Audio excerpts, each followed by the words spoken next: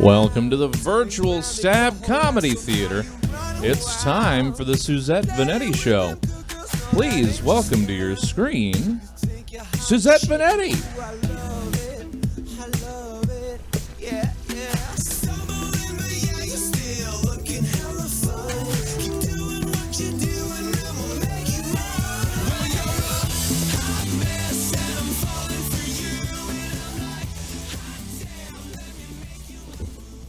Hi everybody, it's Suzette Veneti, and guess what, it's 5:03, so it's time for the Suzette Veneti Show. Welcome. It's January 10th, and the country's still staying together, so if you are planning an insurrection on the Capitol, you missed it by like 4 days. I'm sorry. Also, you're probably not watching this show, because it's probably not the show for you, but hey, that's the week we've had, so here we go. In world news, Britain is officially an aircraft carrier power again. The Royal Navy announced on Monday that Britain's largest ever warship, the HMS Queen Elizabeth, has achieved initial operating capability. The designation means the 65,000-ton carrier, its assets, including an F-35 stealth fighter jets, helicopters, as well as its escorting destroyers, frigates, frigates, submarines, and supply ships are ready to deploy within the first 5 days of receiving orders to do so. Hey, Britain, remember the last time you guys had a really big boat and you were bragging about it? Maybe don't do that. In Denmark, a new cartoon show for children is under fire as its main character is a man with a huge and uncontrollable penis. The penis in the show, while always behind its own clothing or fabric or penis sock, appears to be of varying length, but mostly about 25 feet long. The show, the creator says, is to teach children that people with differences should be accepted. Then the creator of the show, clearly a single man, said, "We could just as easily make a show about a woman with an uncontrollable vagina." So, he's on the dating apps.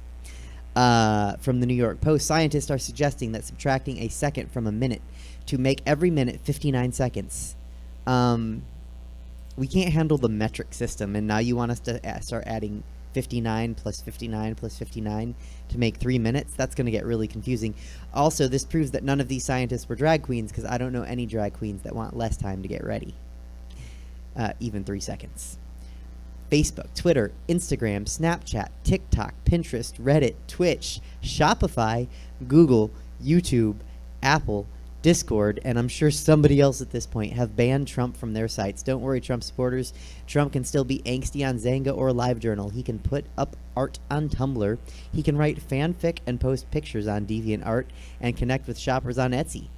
He can put up art on Tumblr and message you on AIM. Also, I think MySpace is still there, so he can MySpace you too, and you can maybe be one of his top 8 friends at this point, because everyone's jumping ship. Google and Apple and Amazon are actually the most interesting Trump banners, because that means that the servers for Parler are down. So I guess 1997's AIM, AOL Instant Messenger, is really the best bet for Trump and his Trumpers to go at this point, because it's pretty clear that they can't stay in 2021. Bye. Betsy DeVos resigned. That's how insane this week was. The devil incarnate, a real-life Dolores Umbridge, resigned, and it barely mattered because things are so nuts.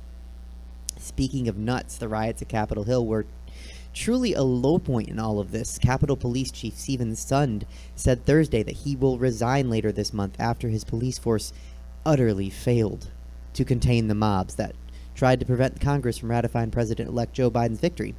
Yeah, you think? Sun didn't just let an insurrection of terrorists into the Capitol. He let an insurrection of terrorists wearing bison heads and other stupid costumes in. He should be fired for that alone. Sun released a statement saying, "It has been a pleasure and a true honor to serve the United States Capitol Police Board and the congressional community alongside men and women of the United States Police, Capitol Police." Clearly, your statement should have just said, "My bad, y'all. I'm out." The guy carrying the lectern was a Florida man. Of course. Florida man, 36-year-old Adam Johnson, a.k.a. Lectern Guy, was arrested in Florida on Friday night. Lectern Guy's voting history is only... because he's only... First of all, let's talk about this. He's only 35. That man looks to be at least 48. maybe 52, not 35. Okay, but anyway, he's only 35, so he only had the chance to vote in 2004's election for George Bush, presumably, and 2020, presumably for Donald Trump. So politics clearly aren't that important to him if he only voted in those two elections. Johnson, a 35-year-old stay-at-home dad of, I'm sorry, five. His wife, girl, childcare. I know it's expensive, but not him, sis. Not him. No one should really joke about the people that have died, but this guy, Kevin Greason. He's the one that tased himself in the balls till he had a heart attack and died. His family said he was a peaceful man who didn't believe in violence and that he didn't condone violence. Greason's Parler account had a post from him saying, "Load your guns and take to the streets. We're taking this country back." So, clearly, a man of peace. Rest in peace, Kevin Greason. Tasing yourself in the balls. That probably doesn't feel good, I don't think. Not only are scientists and doctors concerned about the potential of Capitol Hill riots to be a super spreading event for COVID. Yeah, no kidding. But airlines and airports are bracing for all those idiots to fly home. American Airlines banned alcohol sales on flights out of D.C. this past week and weekend, and the Association of Flight Attendants said that those dummies shouldn't be allowed on flights at all. Look, it's not like they were going to wear masks on the plane, so just keep your mask rule in effect, and that'll take care of them flying on your planes. In related news, Spirit Airlines was like, "We'll fly anyone, anywhere, anytime." Spirit. Speaking about those riots, local racist and garbage person Sheriff Scott Jones first was quoted as saying he thought that the Capitol handled the riots well. Not sure what he was looking at. Maybe he was talking about the part where the police officer was helping the old lady down the steps as she was rioting in her Trump beanie. Anyway, local bigot and Sheriff Scott Jones said it was handled poorly upon further review. Just a reminder that Jones, who famously refused to enforce COVID restrictions and then got COVID, said back in 2016 that he supported Trump and didn't want to lose the then election for sheriff by not supporting Trump. Scott Jones, everybody. Kimye is breaking up. Kanye West and Kim Kardashian West are considering filing for divorce. Kanye's rep said, well, yeah, the Kardashian family retiring the hit show Keeping Up with the Kardashians, Kanye needs to date somebody who's going to be in the limelight. Clearly. I'm just kidding. It's very clear that the couple have grown apart, what with Kim taking an actual interest in a legal career and Kanye thinking slavery was a choice and running for president. Staying in Kanye news, there's a rumor that Kanye and Kim are divorcing because Kanye cheated on Kim with Jeffree Star. That's how crazy news was this week. I didn't even know about this till I was researching their breakup. Look, Kanye, I know that you're into ladies that contour, but Jeffree Star is a racist. Oh, okay, I get it. I know why you're dating. Local news. Multiple suspects were detained after a robbery at CVS in Sacramento on Wednesday night. According to police, the Sacramento Police Department said that multiple suspects entered and robbed the CVS on Club Center Drive around 8:45 p.m. on Wednesday night.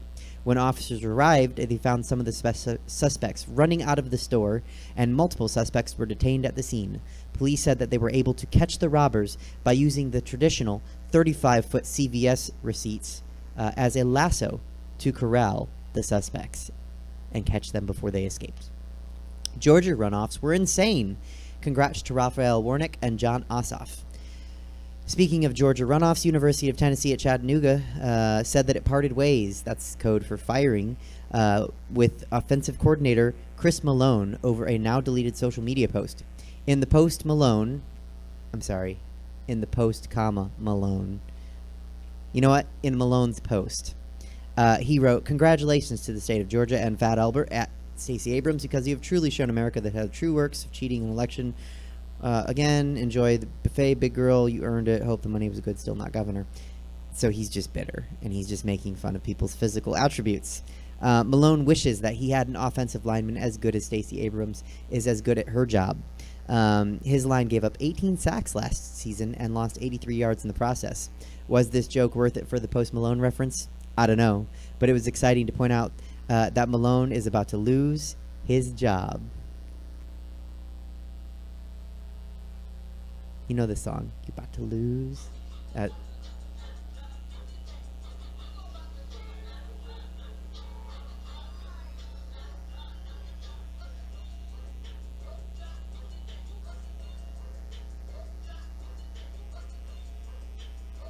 That's probably good. For anyone who thinks that their job is hard, try being Sharon Gatan. Gatan is the lawyer for 22-year-old Maya Ponsetto, a.k.a. Soho Karen. Soho Karen, if you recall, it's been a full week, so if you don't, that's okay, was arrested for attacking a 14-year-old black boy in Midtown Manhattan and accusing him of stealing her cell phone that she herself, Ponsetto, left in a rideshare vehicle. Now, back to Gatan having a hard job. Soho Karen was about to speak with Gayle King on Thursday, just hours before she was arrested, and wore a black baseball hat with the letters spelling out Daddy. Gatan said that her office gave her advice on what to wear and asked her to wear professional attire, and that when she came to the interview, I told her that the baseball hat wouldn't be something that we could use in the interview, one, because of the lighting, and two, because of the logo. Also, because why is she wearing it at all? She was very defiant and insistent that she wear it. Specifically, Gatan said that she asked her client to take off the hat and before the interview. Wisely, Gatan is saying that Soho Karen is emotionally and mentally unwell. Yeah, no kidding. And with that, we're going to go to someone who is mentally well. You know what? I'm not going to blame him if he's emotionally unwell, because I'm not emotionally well after this week. He's going to serve some tea, and I can't wait to drink with him and sip it up. Everyone, help me welcome to the show Clifton Ellison.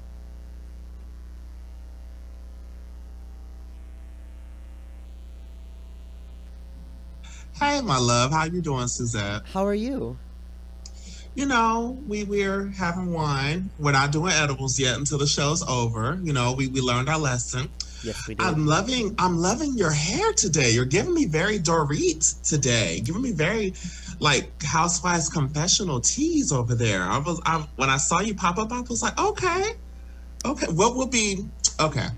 So if you were on the Real Housewives, what would be your tagline? Oh, I think in the beginning when they spin and they say their name, right? And they say like, I came to work it and be seen. Like, what would be your tagline? Well, so my regular tagline is just Roman nose, high lows, pedicured toes, and stilettos. Could I go with that, or should I go with something more juicy? I think something more juicy, maybe. Something more juicy and just a little bit shorter. Okay. I'm not known for my brevity.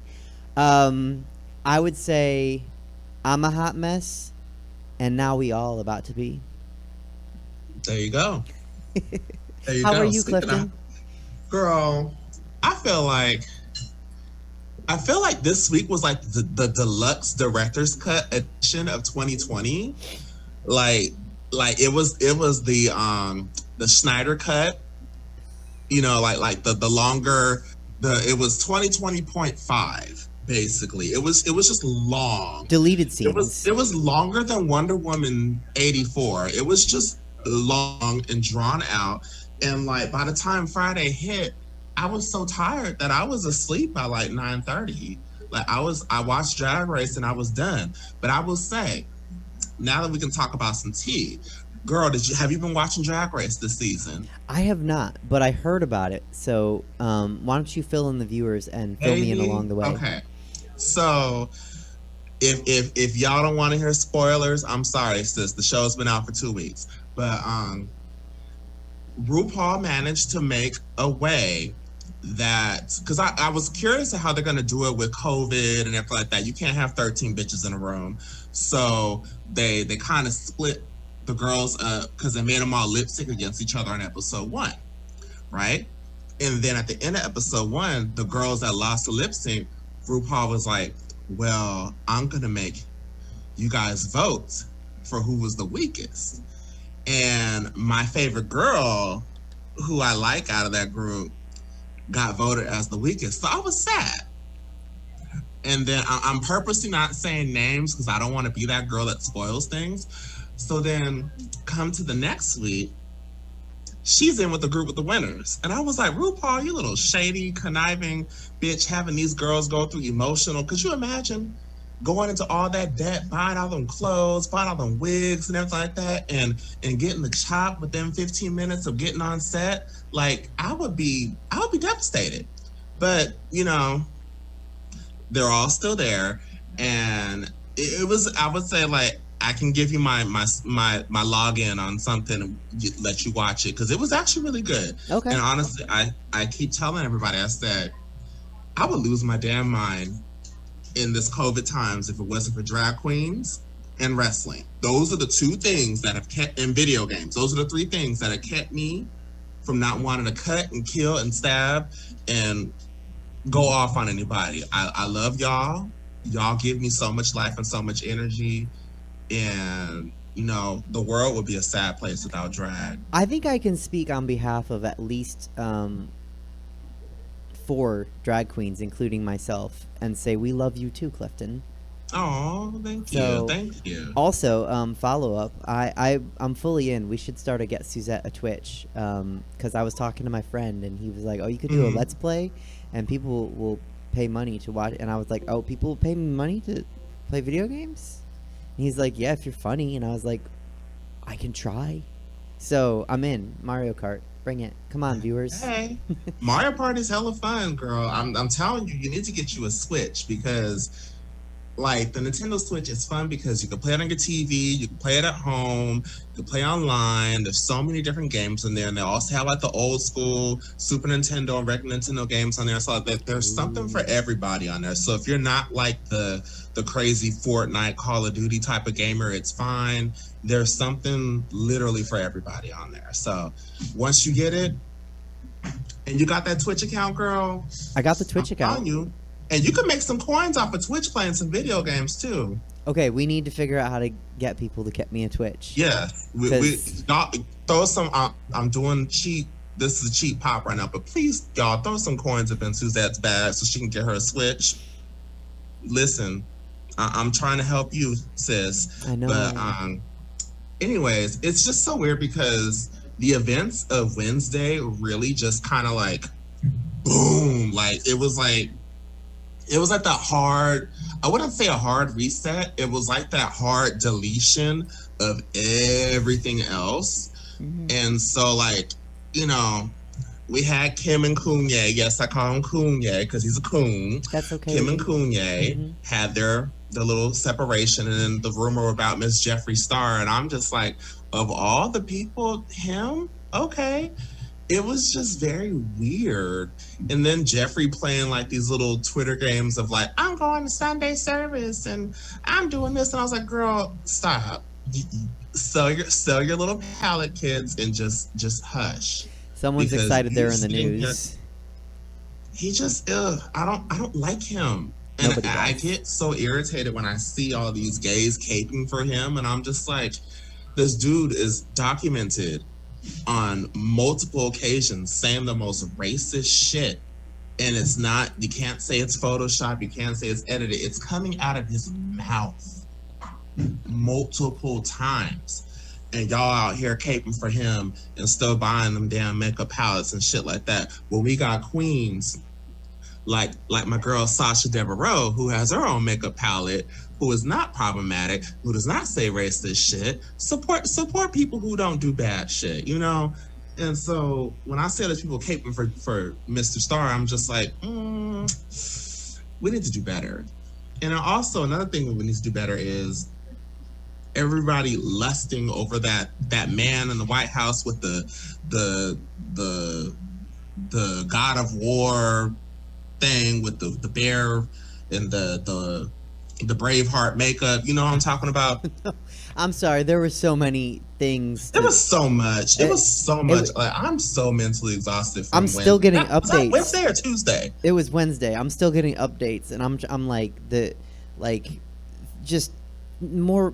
Everyone is getting. It's so great. They're all getting fired. Good. It's so beautiful.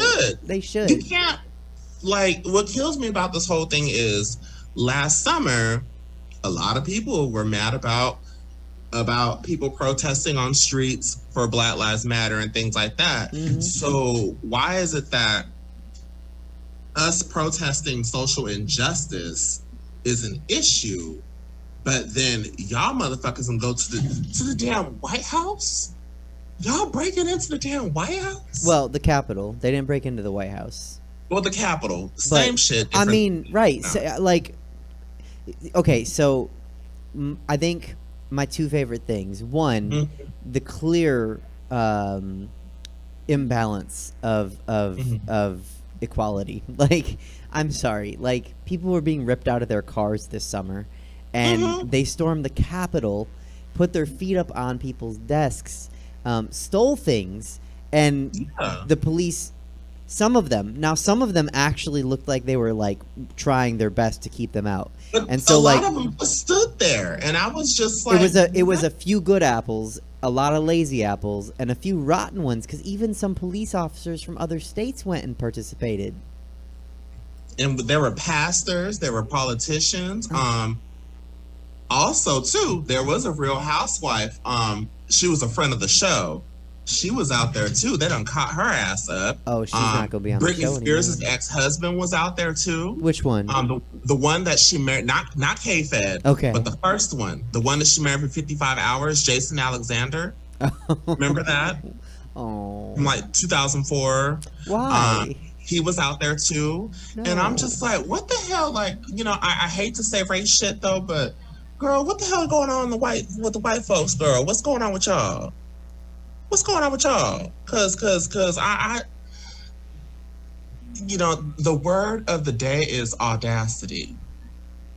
How can you have the audacity to do that and say that you are a patriot and all this stuff, but then when there are social injustices happening to people, like people getting shot in their damn bed, in their home, in their bed, girl, and things like that, and y'all are, she did like, you have all these stupid ass excuses for people dying, but then you storm a federal building and do all this damage, and we're just mad, we're having a revolution, like, girl, with your onion and your towel, like, it's just so much. And it's just like, when I saw all this going on, Suzette, like, I was working, so I had, my headset, and I was working and dealing with stupid ass customers on the phone and shit like that. And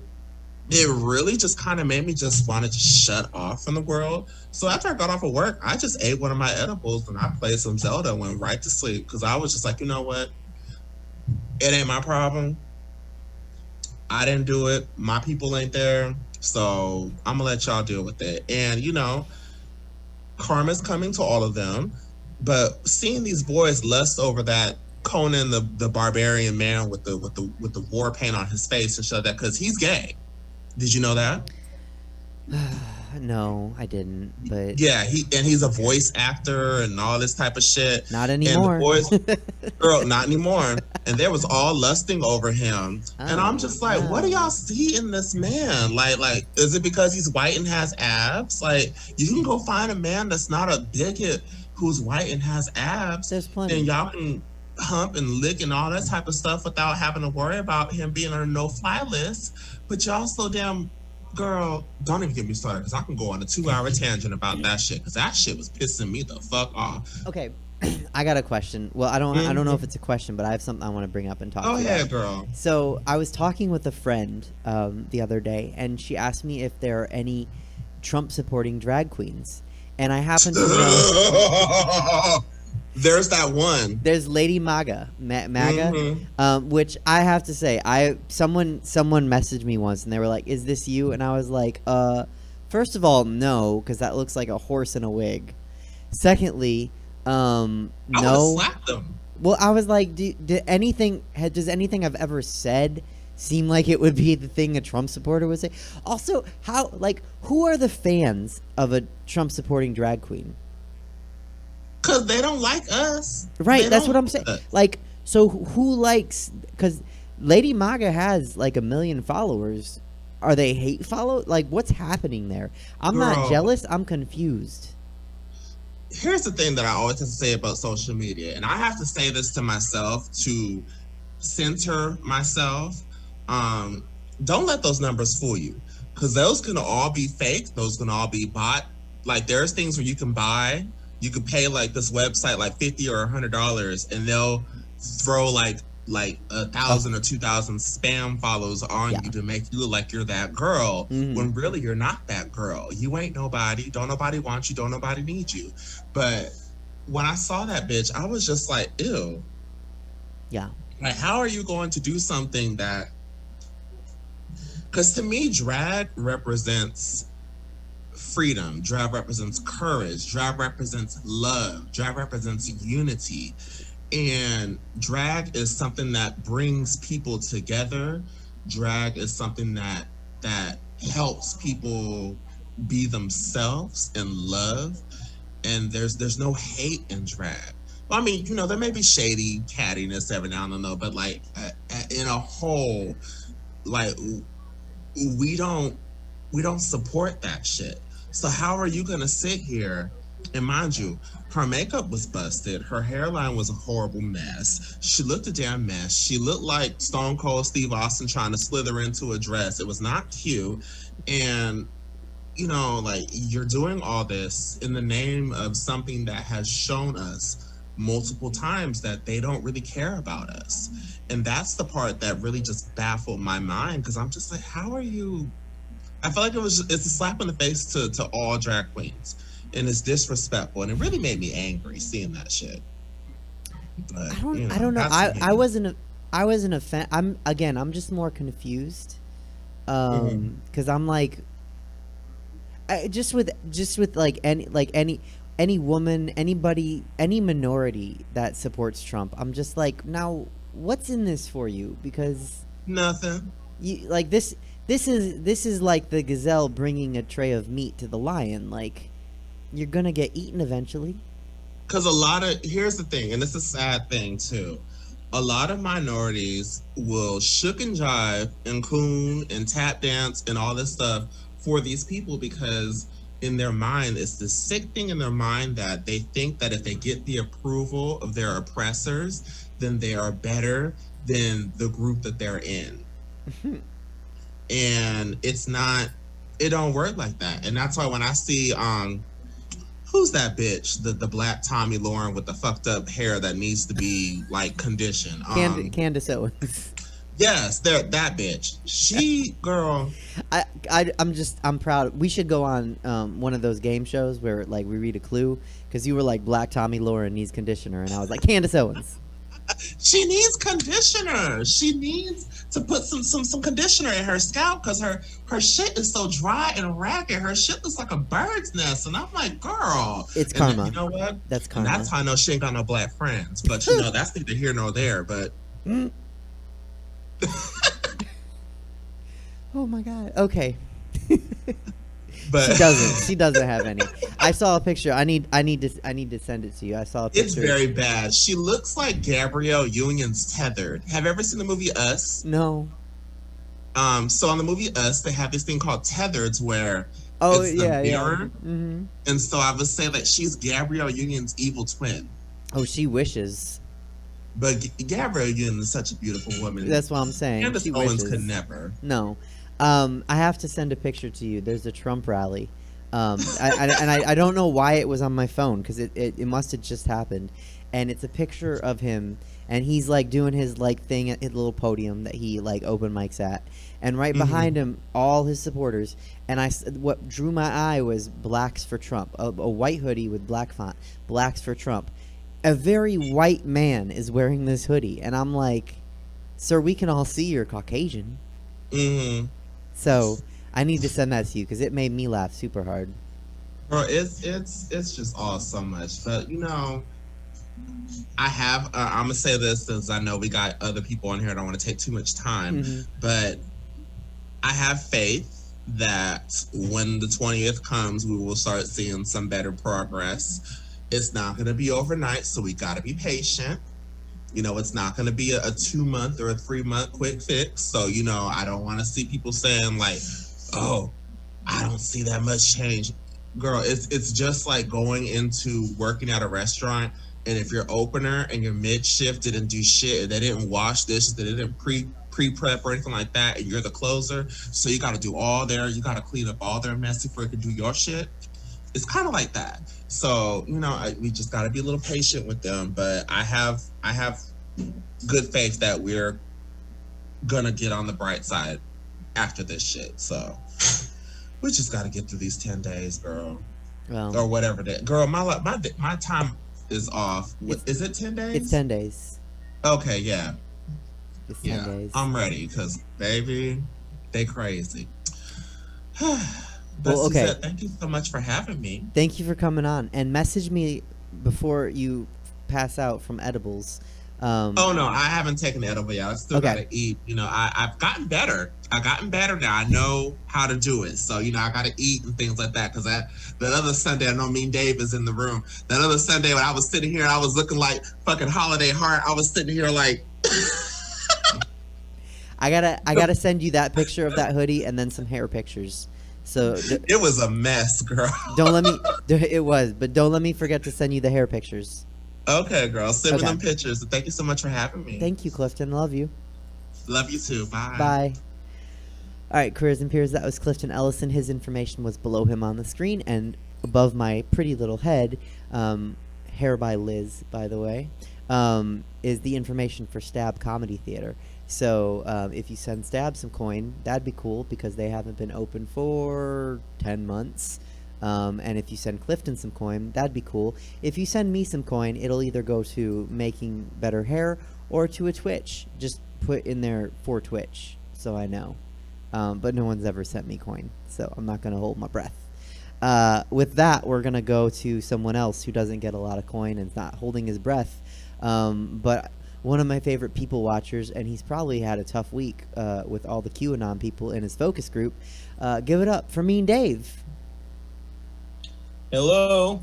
How are you? What have I had a tough week about? Your focus group peers. My focus group what? The people in your focus group, and they're all QAnon, right? You mean my meetings? Yes, not focus group. Recovery meeting. Thank you.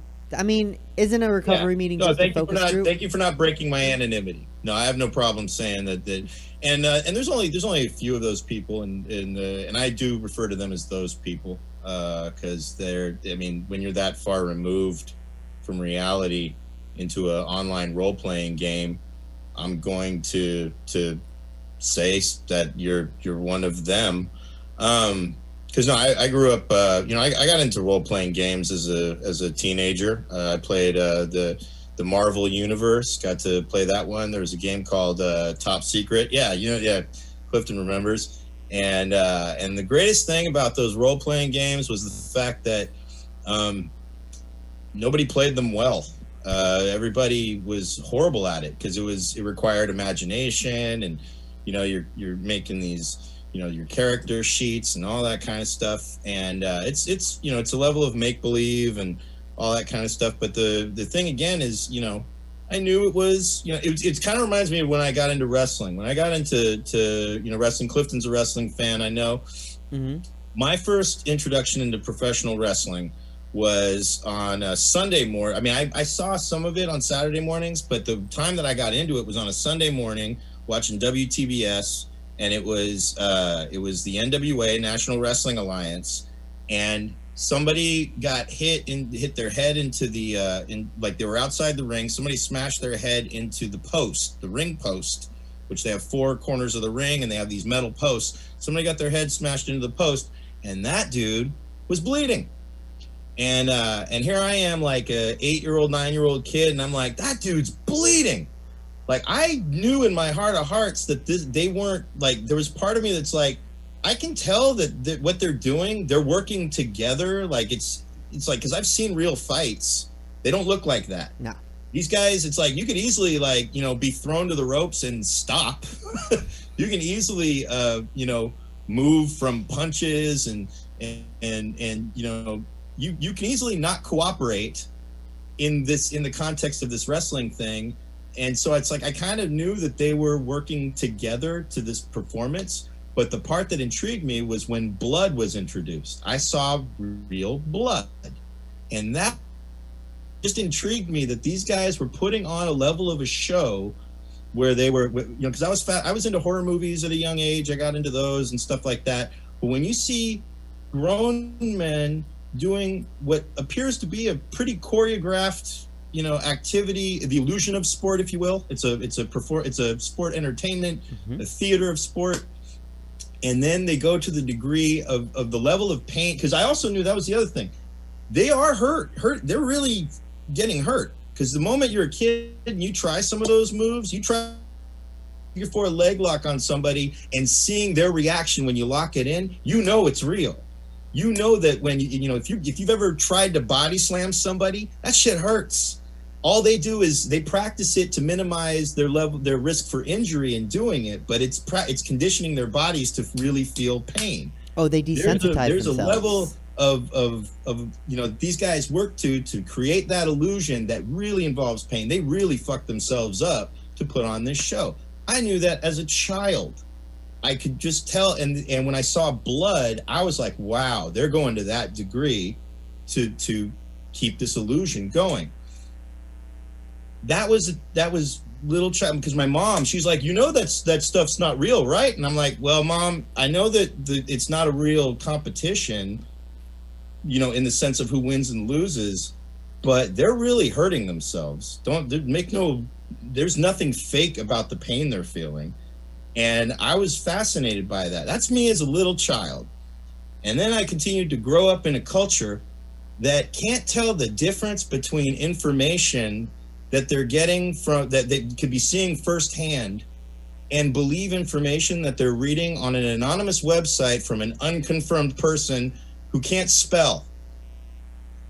And then develop all of these illusions and delusions of what they think the reality is of their, everything from their just what the country is from their little hovel, and have this whole thing cooked up in their head of a lot of bullshit. And we've been conditioned in many respects to be taken advantage of, to be, there's a when you defund education and you get people really just believing in their own bullshit on a regular basis from wherever they're living. We're fed different news from depending on what part of the country you live in. You have social media, which distorts everything. And the fact being that it's because social media is more about advertising and selling you things and getting your attention than it is about really getting quality information anywhere. And all it is a giant distraction from the 360 degrees going on around you at all times. How many times have you missed out on something because you were staring at your phone? How many times have you almost gotten hit by a car or fallen down I almost fell down the stairs during Christmas, on Christmas Day, because I was responding to a message on my Facebook Messenger. I missed a step that I've seen every time I go up and down the stairs. But on this one particular day, I'm looking at my phone and I almost missed the step and I end up slipping and fall into the rail and I scratched up my arm right there. Oh. And that's okay? Just, so that's why, to live in a time where really that really the vast majority of people were rooting for a guy who led another smaller fringe amount of people. I want to say the wrestling fans who truly believe real, because that existed in the 80s. There was the fact was what cracked me up is I was a kid who could tell that this was a performance. I can play along with the illusion of this winners and losers, but I know in my heart of hearts this is a show. And yet there were people who were thoroughly convinced in areas of the country that this was a genuine competition between good and evil, right and wrong, and all this other stuff. And they prayed, to be quite fair, wrestling counted on that. Wrestling preyed upon that. They call it kayfabe. When they maintain kayfabe, you can't break kayfabe because you can't let people know that the bad guy and the good guy are actually working together. Some of them are even good friends. And that's how they make more money. They had to maintain that illusion, and people really believed it. And that's the very same mentality that has stormed the Capitol this past week are people who believe that level of being fed information that they don't have the cognizant ability to discern between something that like it's like basically they've gotten information on the level of a chain letter. Okay, they basically got a chain letter telling them that this is what's going on with no confirmation whatsoever. I remember the early ones. I don't know if you remember in the early pandemic was the fact that Tom Hanks got COVID as a cover for his arrest because he's one of the elite pedophiles in the huge pedophile ring, and that this was part of this worldwide clamping down, that they're coming down on all these celebrities. Tom Hanks was actually, there's a portion of the country that then trolled all of his Instagram and his Twitter, and you will see these people literally calling him a pedophile with absolutely zero evidence. And their evidence that they supposedly had was these photos that they would infer were these secret symbols of secret signs and all this bullshit, just complete total bullshit of an actor who really, quite frankly, made just a few bad movies and a lot of good ones, and is generally known for being a nice guy throughout his career, which I know he's also probably a prick too in some cases. But I knew a comedian, Barry Sobel, who was fucking freakishly annoying. He was an 80s comic, a pro back in the 80s and all that. And then he hit a lot of hard times in the 90s and he disappeared for a while, and he came back into comedy, and I unfortunately met him, and I actually thought he was cool at first, but then learned really quickly he's not that cool. He still thinks it's the 80s and keeps trying to act that way and whatever. But there's one guy who still tries his best to be friendly to him and treat him with some level of dignity and respect and helping him out in hard times and all that, and that's Tom fucking Hanks. Oh. And the reason for that is because Barry Sobel was his technical advisor on the movie Punchline, where Tom Hanks played a stand-up comedian. And then not only that, Tom Hanks through him work. If you see the movie That Thing You Do, which Tom Hanks directed and all that, Barry Sobel's in the movie, in the scene where the Wonders are filming their beach movie. He's one of the guys who's one of the actors in the movie. Oh, and he's been in some other movies too and stuff, and that dude will never hesitate to name drop who his famous celebrity friends are, to try and curb favor, and he's all kinds of a reminder of creepy entertainment days. And but I also I got to know him and was I actually had him on a show and paid him, and he was surprised that he got paid first off, which was really funny. And he had a good set, but I also saw plenty of bad sets before this good set, so I knew he wasn't nearly as consistent with his same 80s material he was trying to do at this bar that I was running a show at in Redwood City. And the funniest part about it is after the show, I told him, I was saying, yeah, I'm probably going to not do shows here anymore, because earlier in the evening, every time I ran a show there, they got kind of a dangerous crowd. There would always be like this wheel of a variable that could be dangerous, like as far as somebody who's getting drunk heckling the show, or somebody whatever, there were some dangerous characters. And on this particular night, there was a coked up dude who ended up, he was trying to ruin the show. He was trying to pour a beer on one of the performers when they didn't see. And then and when we stopped him from that, he then pulled his pants down and mooned the audience and walked out the front door. And the comedian didn't see it, and he was still performing because the guy was behind him. And everybody laughed. And the comedian thought that that they were laughing at his joke, when everybody was laughing at the dude's ass going out the front door. And the funniest part about it is when I first got in recovery, I went to a Thanksgiving marathon meeting. It was 2013, and so I'm there. I'm new in recovery, and there's this guy walking around who looks really familiar, and I can't figure out why I recognize him. And then I realized that was the dude who pulled down his pants and mooned the audience walking out of the show. That was the guy who was trying to ruin my show that night. And I was like, holy shit, because he recognized me too, but he couldn't figure out from where. And I said, I know where we know each other from. You might remember a comedy show that happened at the Mardi Gras in Redwood City, and this look of just embarrassed shame came over his face. He goes, oh my God, oh yeah, I remember.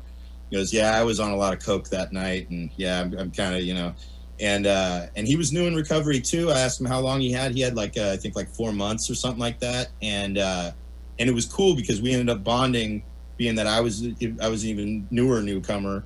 I even got his number, never called it, never had to, but I just thought that was really cool to see somebody that I could tell was kind of a prick that night. He was trying to be funny, but he was kind of being more of a prick. But and we managed to get work past him and all that. So Barry was on the show later, and when I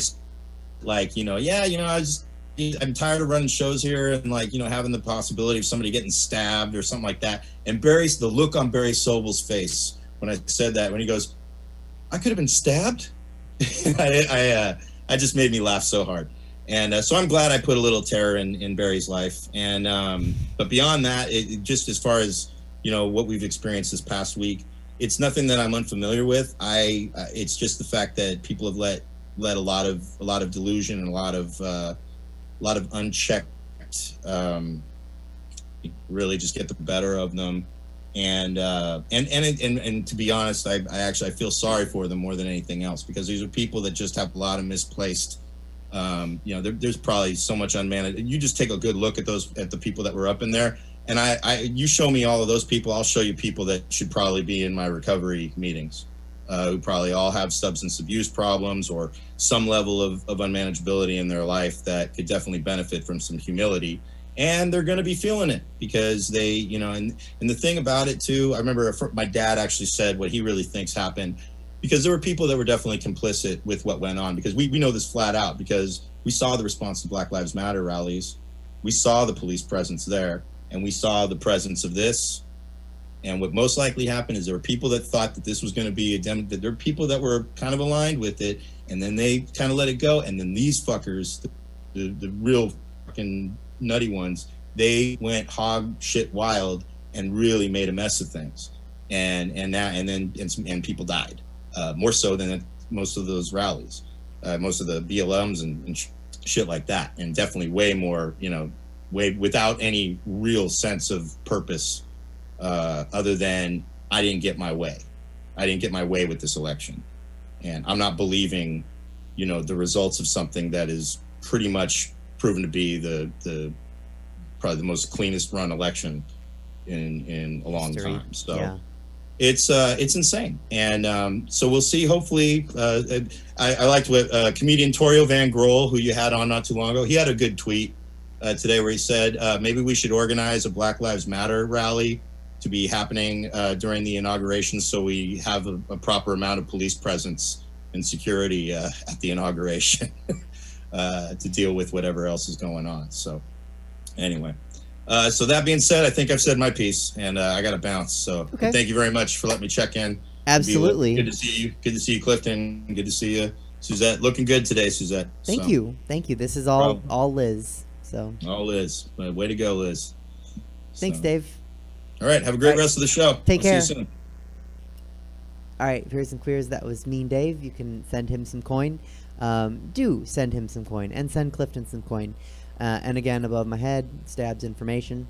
And with that, we're going to get to my guest for the evening. Let me bring up my little questions and my intro that I wrote. I didn't write it. I stole it from Instagram. Technology is failing me. Okay. Still failing. Okay, here we go. To the show tonight, welcome, the bearer of broken hearts, the temptress of dark. Don't confuse her name with nobody coming on, because that's not what I'm saying. I'm saying, join me in welcoming no one. Are you there, hon? Hello. Hello, how are you? Can you guys hear me okay? Yeah, absolutely. Can you hear me? Yeah, I'm here. Okay, how are you doing? Hello. I'm good. How are you, Suzette? I'm a little cold, a little bit hungry. I'm doing pretty good. I hardly ate, but Same. I feel like you and I, like, it looks like we coordinated. Like I'll go light, you go dark. Oh. There you go. Well, again, Tentris is the dark, Absolutely.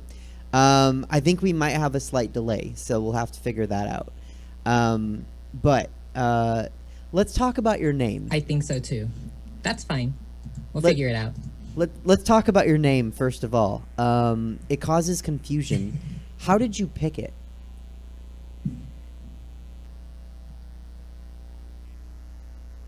Okay, so I really wanted a name. Well, let me start over. I had an old drag name that I started with that I just felt like wasn't quite what I wanted. And so I wanted to find something that would capture what I wanted to bring to drag. And that's a little tricky because I wanted to make sure I could do anything that I wanted in drag. And so my old drag name used to be Victoria Vice, which I love, very pageant, but still a little sharp. But it just wasn't clicking with me. And when I took my drag hiatus, I was desperately searching for what my new drag name would be. And when I went back to LA, because I was down there for school, and I went back to a House of Avalon party,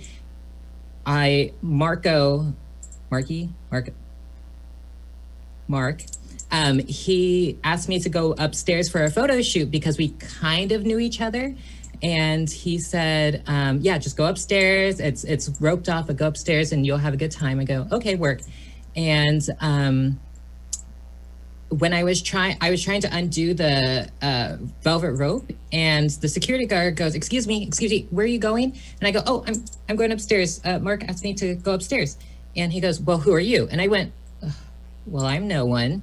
And I'm gonna go upstairs. And he went, no, you can't do that. So I went, okay, well, let me go get the host of the party.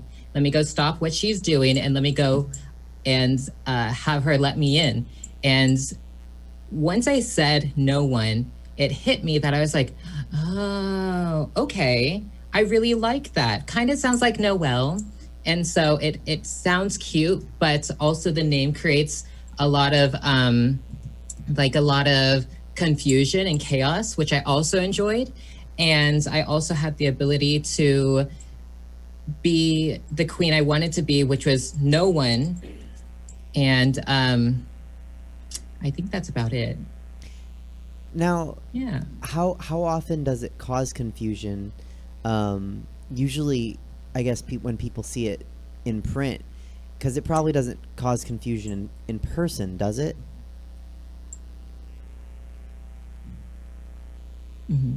No, not so much. But when I tell them what my name is, they go, hi, how are you? Who are you? I go, oh, I'm no one. And they go, no, sweetie, who are you? And I go, oh, I'm no one. That's my name. And then also when I'm announced on stage or for a show, also a lot of confusion because they're like, is there an intermission? And I quite enjoy that kind of chaos that it creates and breeds. And also the fact that I could interject myself in a conversation, because I think earlier, even in this, in the show, you said, oh, no one has ever tipped me. And I went, yes, I will. You actually have tipped me. So I guess I spoke incorrectly when I said no one has tipped me, because indeed, oh, that's right, no one has tipped me. That's it. I love the confusion that it creates. I really do. You look fabulous tonight. You were a makeup artist. Thank you. You're welcome. You were a makeup artist for 7 years. Yes. How did you get started in that?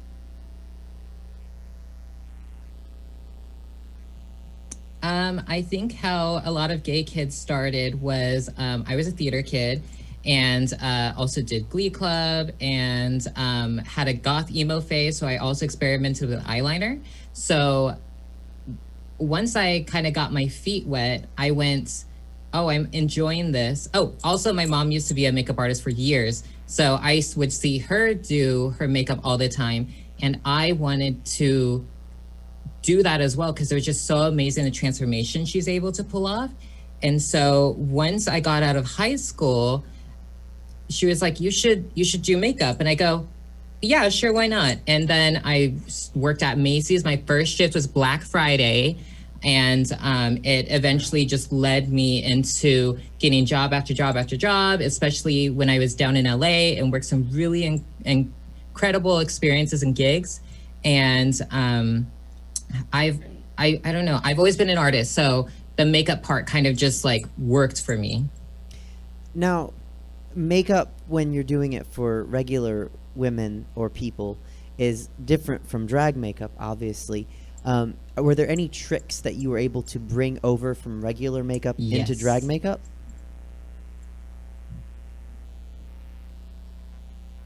Well, so when I started doing makeup, like I took it really more seriously, it was 2012, which is when social media started to really blow up, Instagram specifically. And we had all those beauty influencers. I was down in Southern California and I was kind of like amongst them.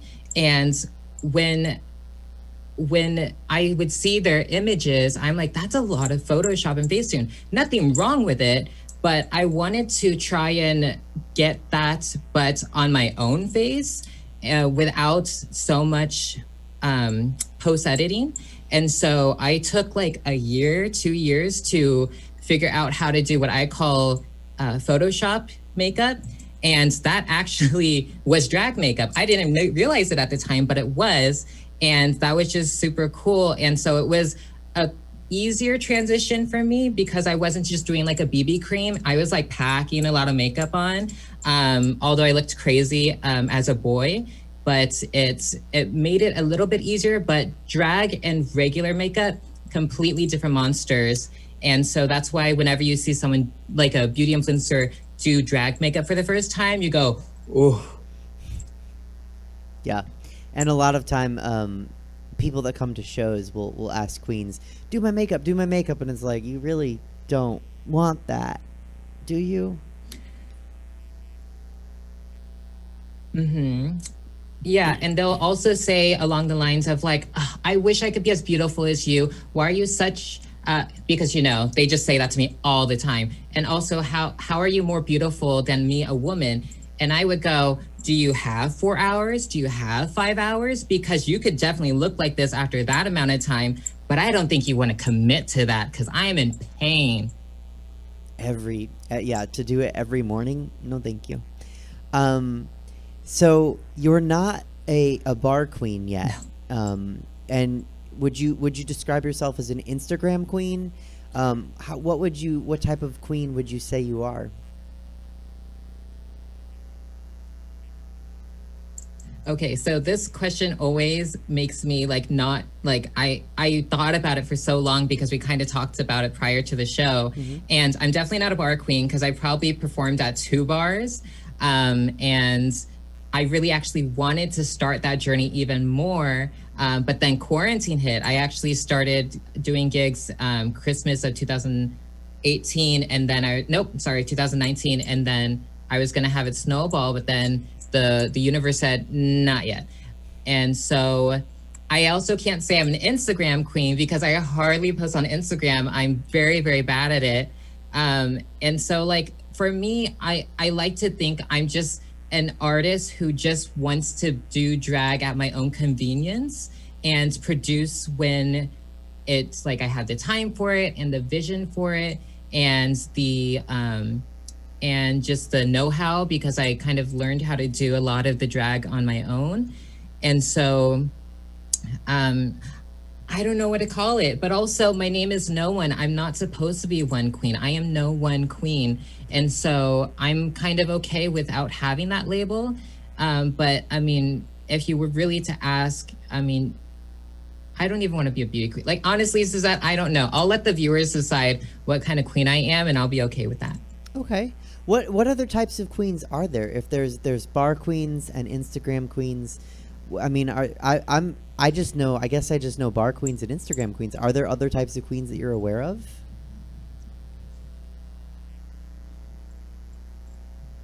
Sorry, I hit my table. I mean, there's the spooky queens, there's the camp queens, fashion queens, dancing queens. Hey, ABBA. So, I mean, there's so many queens, and I know on the show on Drag Race, they kind of like want to pigeonhole you as soon as you walk through the workroom. And I get it. It helps us kind of like understand and gets to know kind of like what we're going to expect from this queen. But at the same time, I don't want anyone to expect anything from me and everything from me. Do with that what you will. Maybe like a chameleon queen. Like you're not one type. You can blend in with any surrounding. Sure. Okay.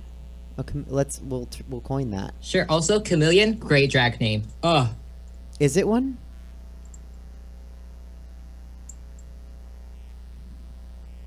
it should be. I should write it down. Okay. You have an art degree, like a fine art degree, right? Yes.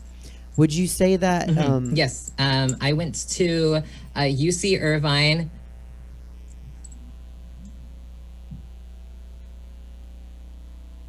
Okay. Would you say that having an art degree influences your drag?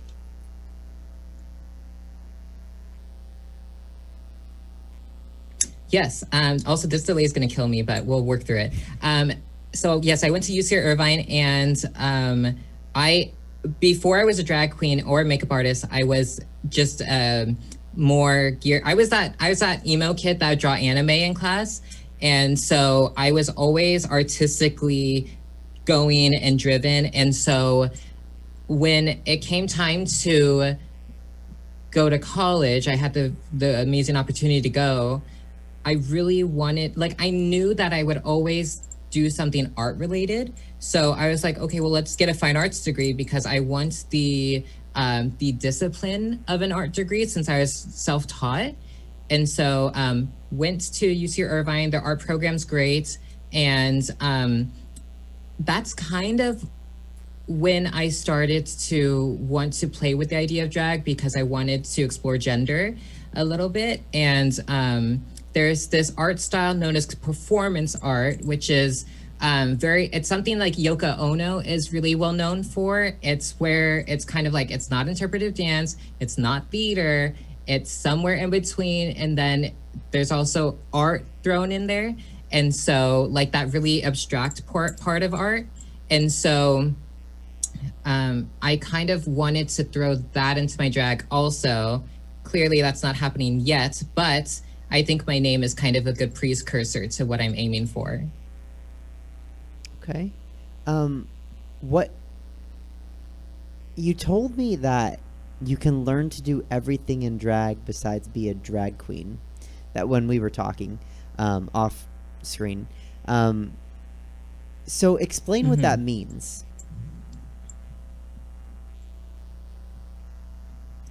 Sure. So, like, I mean, we know of the phrase charisma, uniqueness, nerve, and talent.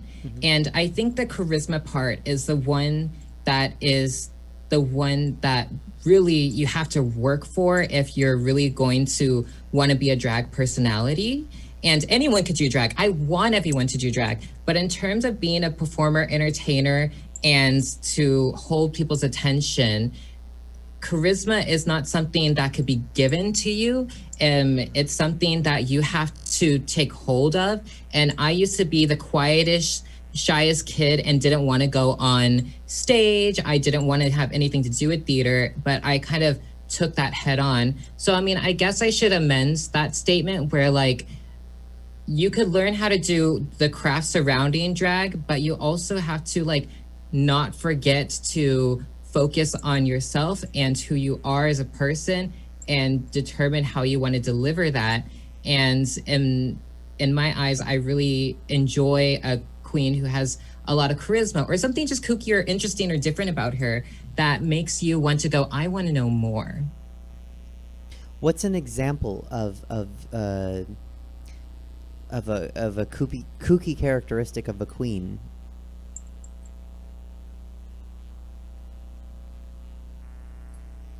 Ooh, I mean, like I think of Evie Oddly, where I mean, it's even in her mannerisms, where yeah, she's known for being very acrobatic, but also she's just a little odd. Even Crystal Method is a little like her perspective is so different, and that's why we celebrate them, right?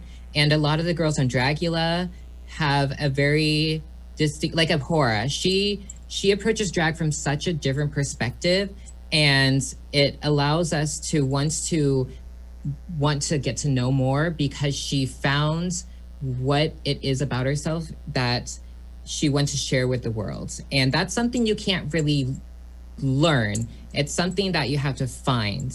And I'm not sure if I'm being clear enough on exactly what I mean by you could learn how to do everything besides be a drag queen. But it's like you want to, and we talked about this, you want to give the world yourself or a version of yourself that you want them to see.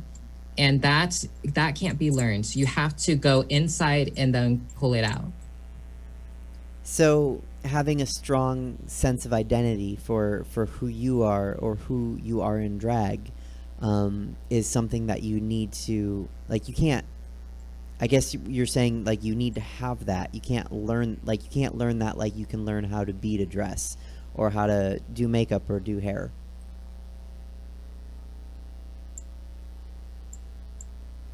Yes, thank you so much for putting it more succinctly than I did. Yes, that identity, I think it's also why there's some queens that we individually relate to so much more, because they resonate with who you are as a person or who you want to be or see yourself as a person. And that's why we all have favorites. Otherwise, we would all equally enjoy drag queens as a group, opposed to individually just gravitating to the individual queen that just does it for us. Sure, that makes a lot of sense. So you like Evie Oddly and Crystal Method. So are you drawn to queens like in that genre?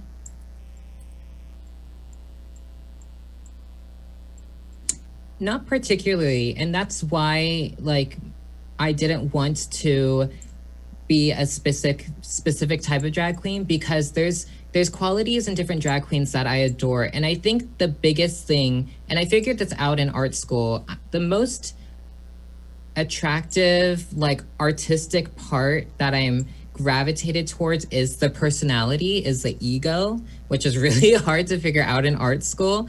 And so there's drag queens like Alaska that I adore, Trixie, Bob, those are like Bianca, those are like my tops. But I think it's because they're genuinely being not specifically like who they are day to day, but they're being who they want to provide. They're not trying to manufacture it. They're not trying to produce a character that you would enjoy. They go, this is who I want to deliver to you, and you're going to enjoy it whether you like it or not.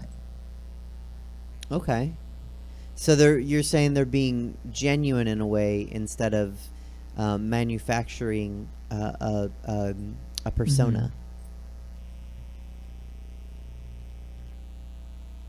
Mm-hmm. And so, like, if you want an example of it, I think, and I love Laganja, but how she was on season 6, she was really trying to cater to the audience, opposed to just being who she wanted to be. We saw a lot of that in the workroom, but when she went on stage, it's just like, there's you I don't know if anyone could just like see it, but I'm like, I can't see Laganja. I don't see where she went. I just saw her in the workroom, but now she's gone, and she's trying to again cater to the show, which isn't a bad move, but it makes it hard for us to want to root for her and fall in love with her. So what can you take from that as we come out of quarantine eventually, hopefully, and you start performing in bars? What do you hope to learn from, like watching Laganja misstep like that?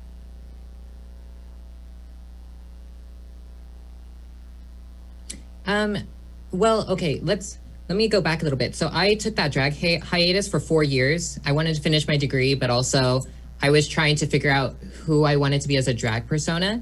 And in that time, I realized that the best way for me to share what I want to share in a performance or in a look is just to be myself. And of course, there's some things I'll gussy up and play up. Like, I'll be a little bit more flirtatious or a little bit more courageous. But I said, you know what? I really want to make sure that no one ever thinks that I'm trying to fake it or or try and give something that I don't want to.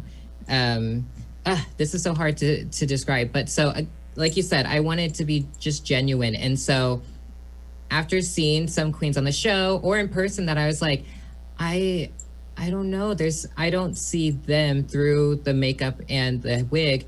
I was like, I want to make sure that I do everything I can to make sure that it's very personal when I'm performing or like even off the stage, because a lot of the times I'll be in drag just at the club and just chit-chatting. So drag to you is a way to express a part of yourself that maybe you don't express out of drag.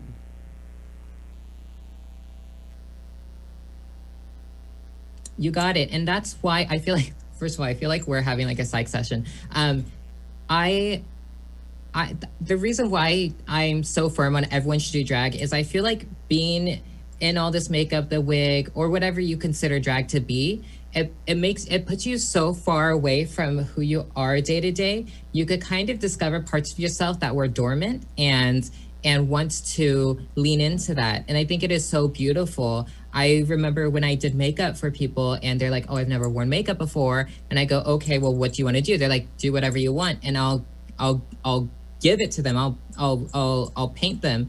And you could just see a switch turn and the just like their eyes light up. And that is the beauty of cosmetics, but also drag. Drag's part of that because it allows someone to almost find a part of themselves they didn't even know existed. And that's the part that I want people to, or drag queens that lean into that, because it is so beautiful and it's also such a great ride. It can be a little weird though, scary.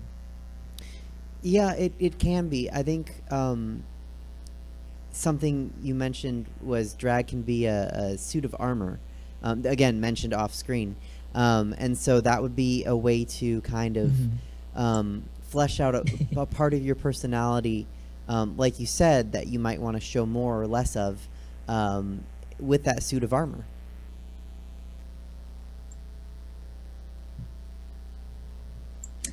Yes, and it honestly feels like a suit of armor because the amount of like corsetry, padding, and also like if you have a really big fluffy wig, like you literally stumble and you'll be fine. But also it drag cosmetics, but drag could make you feel very emboldened because you're so away from who you are day to day, at least look wise, that you're not afraid to take chances that you otherwise wouldn't, because especially in drag, it's hard for people to like know who you are outside of it, your identity. And so you get to give yourself the permission to do the things that you necessarily would be scared or shy to when you're not in drag. Because I know when I'm in makeup, I feel so much more willing to go on stage. But if you ask me to go on a stage when I'm like just kind of like at the bar, I'm gonna be like, no, oh my god, no, no, I don't feel like I am I don't know, like I don't want to say beautiful enough, but I don't feel like I'm ready for it. Like the drag makes me feel so much more confident in myself. And also sexy, which is great. It's great to feel sexy. Agreed. So another thing that you mentioned that I want to ask you about, and you don't have to go through all 21 of them, but you said you had 21 drag personas that you wanted to flesh out. What are like your top 3? Yes. Sure. So this is something that I started in college. And again, I was very interested in the ego and persona and understanding the multifacets of just the human experience. I sound like a lizard person. So whenever I was like not in drag and feeling a little bit like I wasn't confident enough or feeling like wise enough or or bold enough to say things or do things or be in an experience, I said, okay, what is that emotion that I feel like I'm lacking? Let's lean into it. And eventually I went, there's a lot of emotions that that we experience, and sometimes the emotion or the mindset can really, just like drag, give you that permission to be that way. And so over time, I just started piecing things together and realized, okay, there's these kind of emotions that, or mindsets that I'm so gravitated towards. And it eventually became 21. And if anyone wants to know, I'm glad to tell you, at the bar, at the club, when we're back in session, I could have a little like VIP area and tell you my whole drag philosophy. But some of those are like innocence. There's wisdom, courage. There's sensuality, infatuation, fear is a huge one, jealousy. So like the archetypes of emotions and mindsets. And I think my life's work is to flesh out all 21 of them and give them to the world, even if the world is my family or 3 people on Instagram or whatever we have, a parlor. And that's kind of what I want no one to be. So the name was so important because, again, I'm no one queen. I see. Okay, so it's a dual purpose name, that you're no one queen, but you like how people take it to mean that you're nobody. Mm-hmm. Okay. And also, if you put a period after no, then it becomes number 1 queen, and I'm all right with that. Now, you said your drag philosophy, someone's gonna have to catch you at the bar because it's big. Can you put it in a nutshell for us, like just a preview?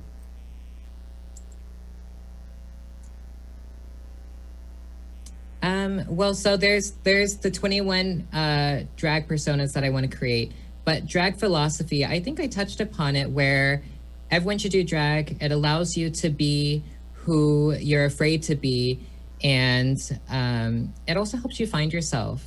And I feel like there's the girls who've or the gentlemen who realize they're trans while doing drag, and I think part of it is they step into drag and they find something about themselves that they didn't know existed, or they didn't want to, or didn't want to lean into, and that's a part of their journey. And so my drag philosophy is everyone should do it, and you'll feel so beside yourself and who you are at the same time. It's wild. Just do drag. You'll find out when you're in drag. Now, okay, so you started drag long before you started performing. Then you took a break. Then you came back. Then you were going to perform, and then the pandemic hit. But what's a good way for people to start? Because you're advocating to everybody to try drag. Let me ask that. How many times should someone try drag? Because like with stand-up comedy, I tell people to do it 10 times. Like do it open mic 10 times. Because when you open mic one time, it could be great or bad.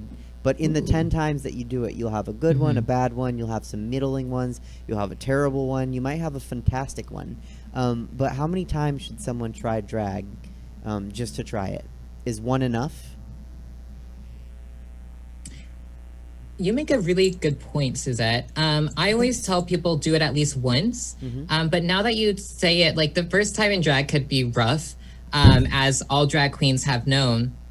So, I mean, let's go with the number 6. It's my lucky number. Do drag at least 6 times.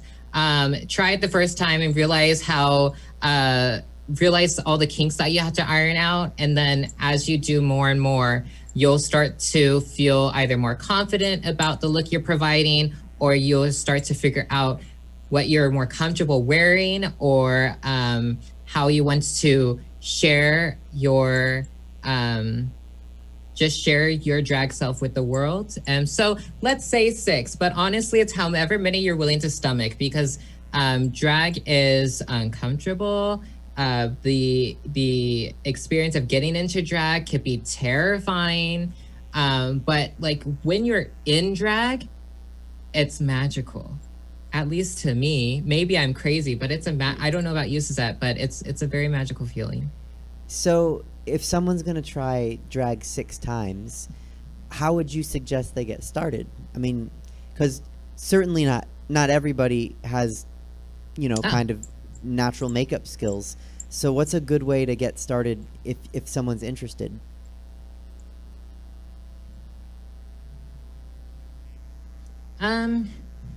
Also, a really good point. I think just put on a wig real quickly, and there's something about the hair that makes you feel so different. Like when you get a haircut or dye your hair, you just feel like a different person. I know when I get a haircut, like night and day.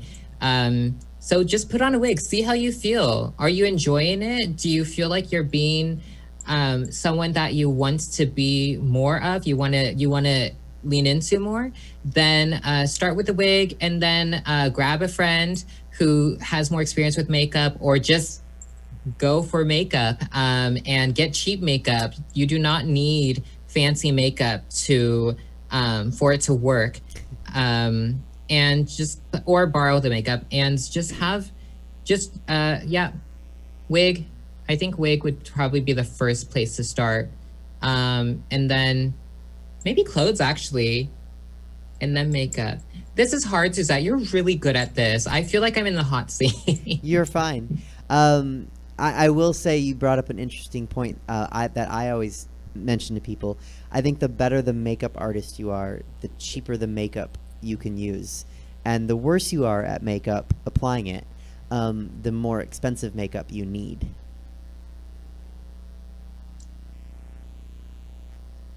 I would say yes, because as you get more familiar with makeup types, you know the consistencies you're looking for. And so you start to understand the rules of the medium, and to the point where you could go, oh, I don't need this really expensive $40 foundation. I just need something that doesn't have too much slip to it and is not too tacky. And you could kind of, before the pandemic, you could kind of feel the sensation and go, that's the one. At least I can do that. I think, again, once you understand the rules of the medium, you'll be able to go, oh, yeah, I just need this really cheap eyeliner, lip liner. Also, you want suggestions? I got them. I've been doing this for 7 years. If you have a suggestion, put it in the chat, throw it in the DMs. I am more than happy to share my knowledge, because a lot of makeup is just experimentation, and that's expensive. I did it for 7 years, and I was around the makeup for free. So please let me know. So what are some of your, because you did makeup for 7 years, you are a beautiful drag queen. What are some of your suggestions or products that you would recommend?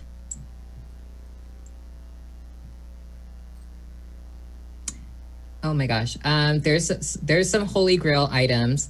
I would always recommend to always use a primer. There's a lot of debate on what it actually, like, if it's really beneficial, but I know that the makeup goes on a lot smoother and stays on. So primer, NYX, is it NYX? Makes a great primer, and it's cheap. Mattifying. Setting spray is game-changing. Urban Decay's is a great one. It's made by Scandinavia, and it's cheaper because brand name, or it's not brand name. So that is a holy grail. I always recommend the best makeup is good skincare. Let's be honest. But also invest in a good foundation, or until you start to understand the foundation that works best for your skin. And so pour your money into foundation, because eyeshadow, blush, all you need is pigment, honestly. Of course, blendability comes in there, but pigment is really what you're looking for. So sorry, I always ramble. Great primer. Get samples if you can of a good foundation, and setting spray. Those are like the ones that I need to, if I don't have the right brand, I'm gonna go crazy.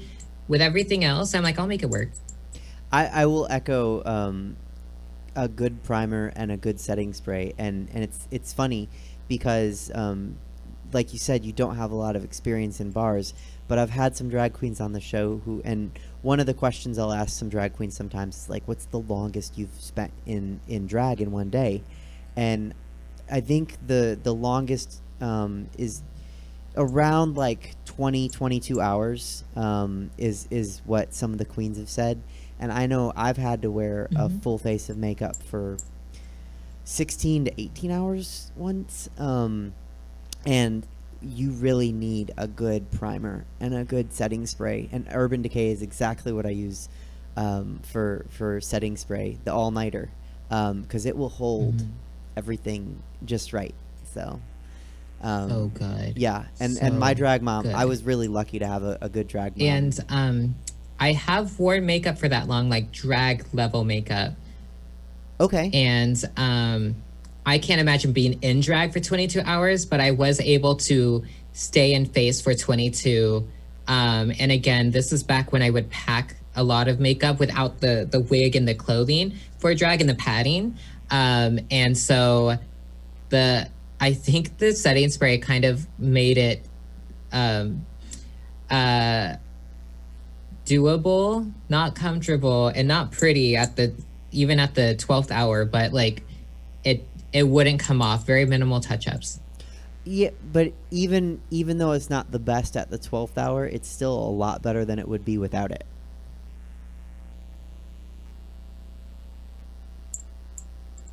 Yes. Yeah. Yes, I agree. So, okay. So, to recap, everyone should do drag about 6. I won't hold you to 6 times, but 6 seems like a good number. I need to look up and see where I was my 6th time. But people should do drag 6 times and get some good samples on foundation, a good primer, a good setting spray, and you don't need to spend a lot of money on blush or eyeshadow.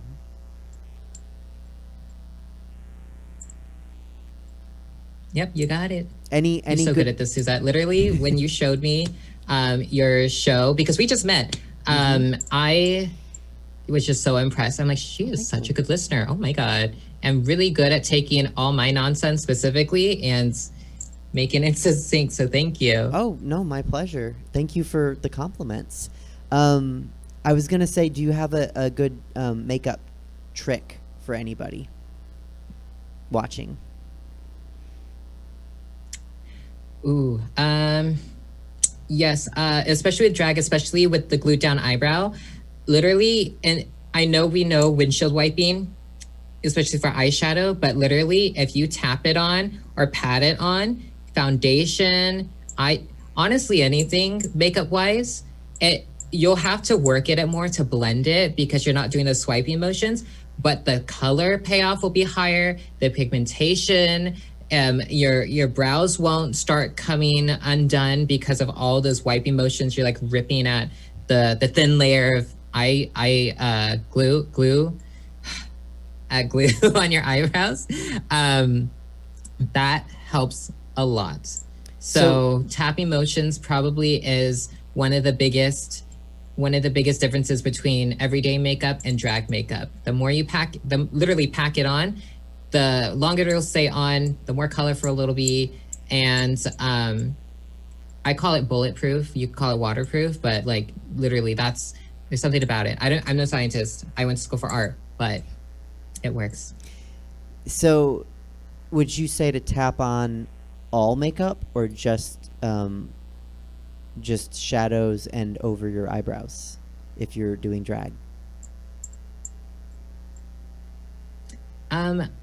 I actually tap on all of my makeup. I use a beauty blender, beauty sponge for foundation, and it's only when the makeup is dry enough, like there's no sheen to it, and you know that all your setting powder has locked in, are you really able to start swiping. But when you start doing that, you can muddy the precise contouring you created.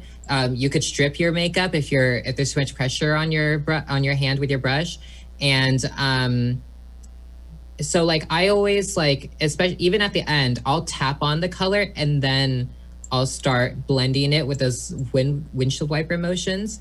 But literally from the beginning, all the way to the end, I am tapping. I don't know if anyone saw me finish getting ready in the green room, but you saw, I was just like, even with my lipstick, I was like, highlighter, so I don't know. It works for me, and so give it a shot. You never know. It's definitely different, though. I could see, but the viewers couldn't. But I think that just helped them understand. So tapping the color on, getting it set, and then blending it is kind of okay. Cool.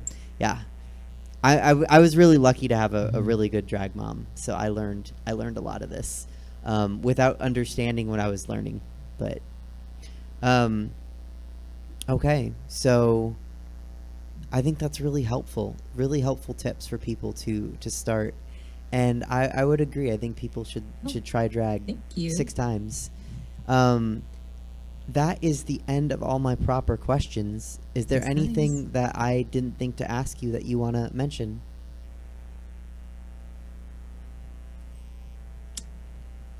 Ooh, oh my gosh, I hate when this happens in an interview. I don't hate that you actually pitched me this question, but I'm just like, oh, I'm on the spot. I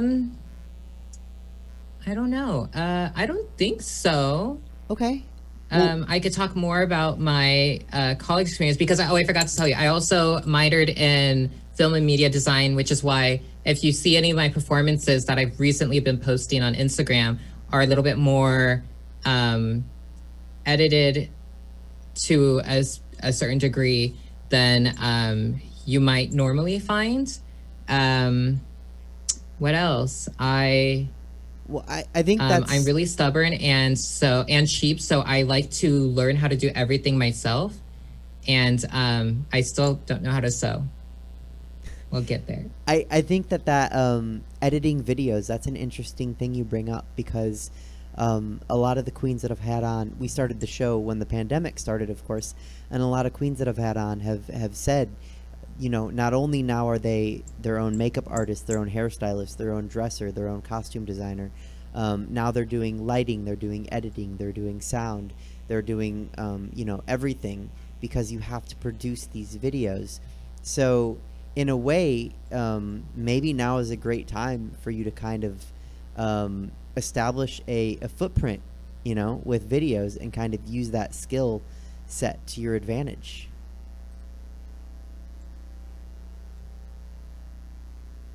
And it's definitely given me a leg up when we started with the pandemic and the lockdown. But I gotta say, the work that I'm starting to see, especially 9 months after lockdown, like, drag queens are incredible creatures. Like, we're the jack of all trades, or the Jackie of all trades.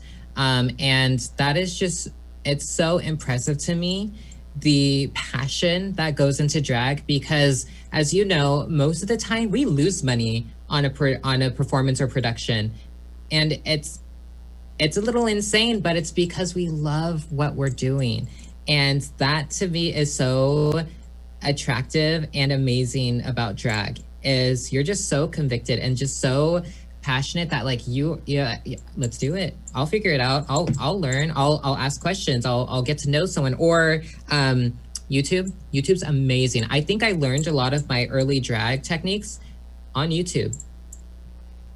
What are some good YouTube channels or people to follow if you want to start? If somebody out there wants to start drag, what's a good place to start on YouTube? Yeah, sure. So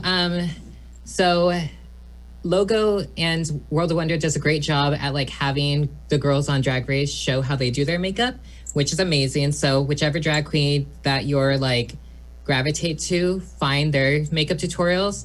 Online Kind was on Canada's Drag Race, has amazing tutorials, especially on hair. The Vilbergs, who are a Swedish musical duo, that's Villbergs. They have really great rig tutorials as well. Let's see, who has really great ones? Trixie has fun ones, but broad strokes.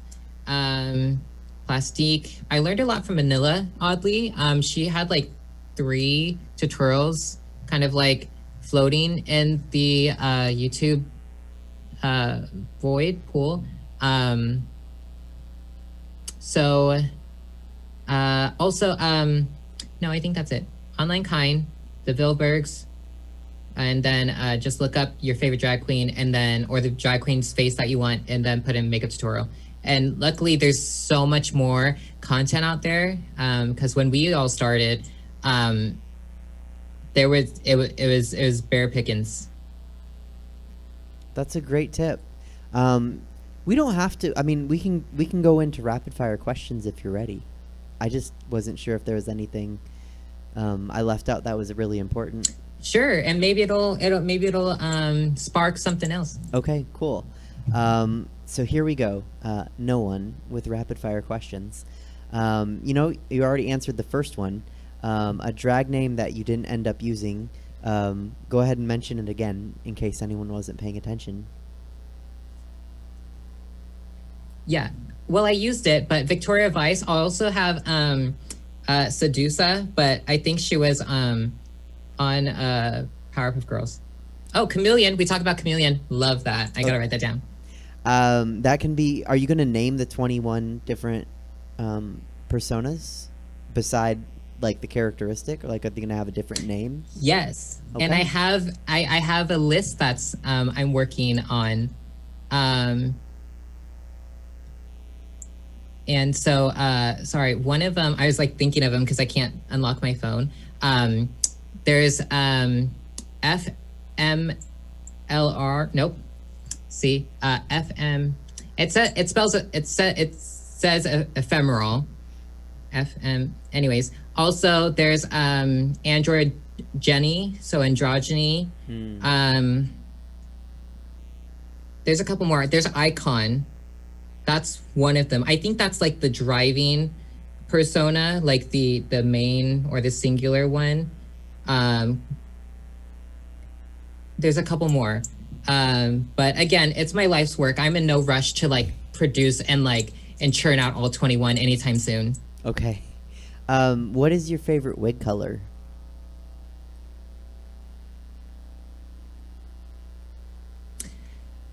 Okay, so since I'm still new to styling wigs, and I love my black wigs all the time, but I just got an auburn orange wig that I've been dying to wear. And then I want to get like a yellow wig, kind of like a la Lady Gaga during her Monster Ball era. I think those two are just so sexy. Also, I want to get away from lace front wigs. I love them. I think I want to get away from them because I'm jealous because mine always don't look great. But I really want to bring back hard parts or cosplay, how cosplayers do their wigs. Their cosplay wigs are incredible. And I'm surprised that not a lot of drag queens have taken a page out of what they've developed over the years. What did they do differently?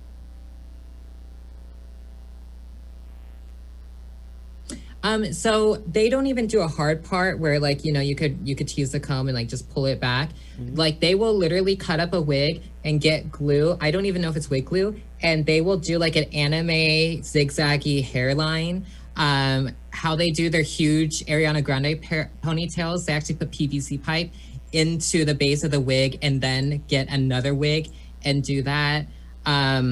They crimp hair instead of teasing it to give it thickness, fullness, and I think those are the big three. I honestly want to look into it more because it is so cool, but I feel like you get one use out of the wig. You can't really restyle it because you literally chopped it up and sewn it and Frankensteined it back together, but they look so cool. Do you name your wigs? No, actually. And I know the wig I'm looking for in my head.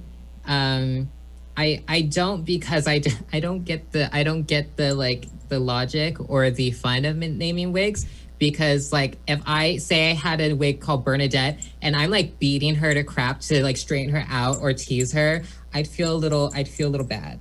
So fair enough. When you put on a bra, do you clasp it in front and spin it around, or do you clasp it in back with an unnatural arm motion that doesn't exist in humanity? Oh my gosh. If I had the flexibility, no, even if I do it in the front. It's easier. I don't know. Has anyone said they do it behind them? Because like that is some like magical witchcraft skill right there. We've had two. I think both were women, because I have comics on sometimes. And so we had comics that were women, and they both did it in the back. That's true. Well, I mean, they I guess because they like have something in the way from them being able to turn it. No, they could do it on their belly. Anyways, on their belly. That makes sense. If it's a drag queen who does it, like clasp it in the back, don't piss her off. That's all. That's all I'm gonna say. No, we've had women on the show that clasp in front and spin around too. So it's not a woman thing. It's an easier thing. You were onto that. How high is too high for high heels?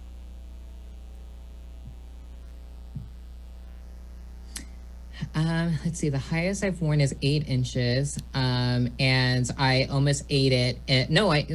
I almost ate it when I was walking in those in Vegas. I walked the strip in those. Don't know why.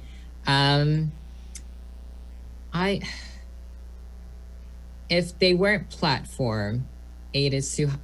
Maybe 6. Again, the number 6. Maybe 6. But also I have flat feet, so like. If I'm in heels for too long, I'm not having fun. You'll literally always find me sitting down at the club. What is, do you have, so you don't perform a ton, but do you have a favorite song to perform to?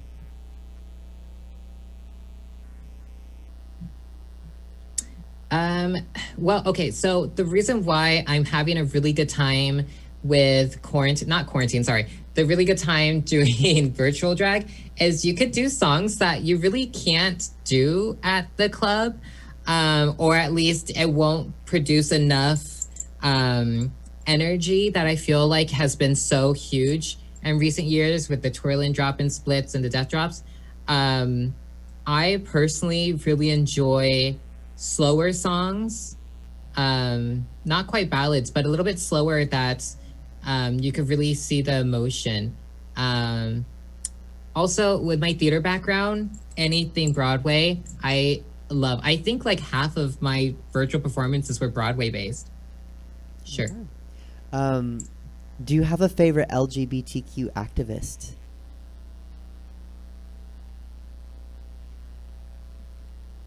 Okay, so, and I don't want this to sound like a cop-out because I don't think it is, but like there are some drag queens that I've learned so much from, especially after the murder of George Floyd. Like Bob and Peppermint are so on top of it. Alaska and Willem also, both of them, both groups, Bob, Peppermint, and Monet, and then Alaska and Willem talk about politics a lot on their respective podcasts. And I'd be like, I didn't know that. I didn't think of that. And so I don't get all my information from them, but they're really great gateways to know what's going on in the political atmosphere and activism atmosphere, but also like great perspective. I mean, they traveled the world. They've met so many different kinds of people. So I feel like they're very able to take that into consideration. I don't think that's a cop-out at all. I think that's a great answer. Drag queens are activists by nature, so good answer. Thank you. What's your favorite item on the gay? It's just really fun when I like share with my mom like where I got this information. I'm like, oh, it was a drag queen. Well, now you can say it was a drag activist, a dragtivist. What's your favorite item on the gay agenda?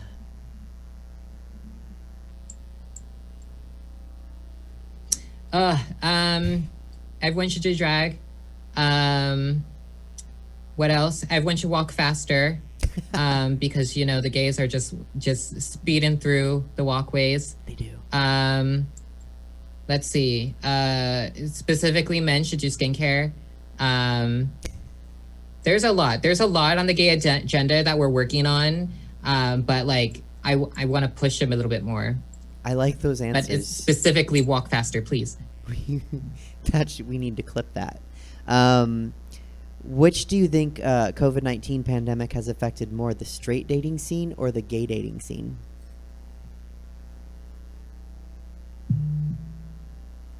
Okay, so, and I know you asked this on the other shows, and I love every answer that you've received. I think I'm biased because my dating life was so poor to begin with. So now that I can't really, like, at least I don't feel safe to like hit on someone in public, especially now.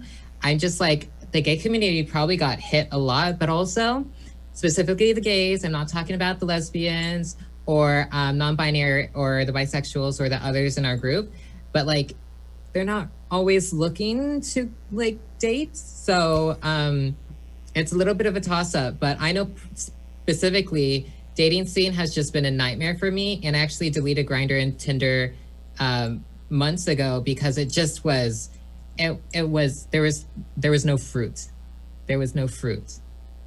Yeah, sometimes it's time to hibernate when there's no fruit. What's your favorite position to imagine straight people having sex in?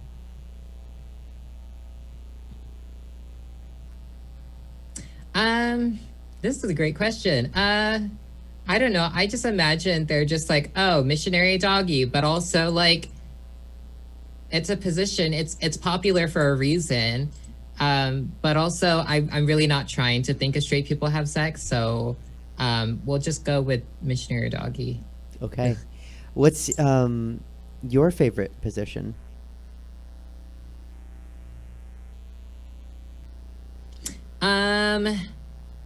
Let's see. I literally now I have positions stuck in my head from Ariana Grande.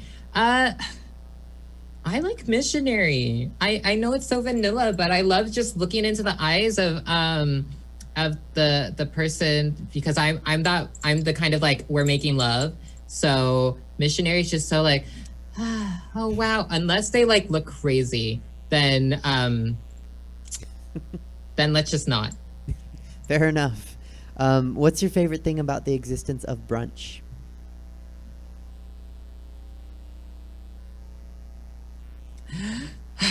Okay.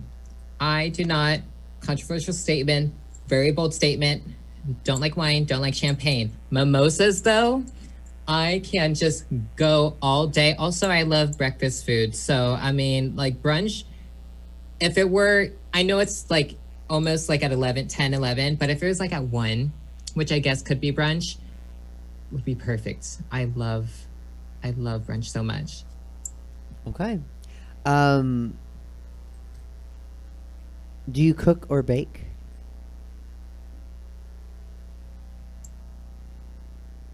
I don't know if I don't know if this is like a loaded question because I'm thinking like baking like nope, that's wrong. See, I don't even know the motion.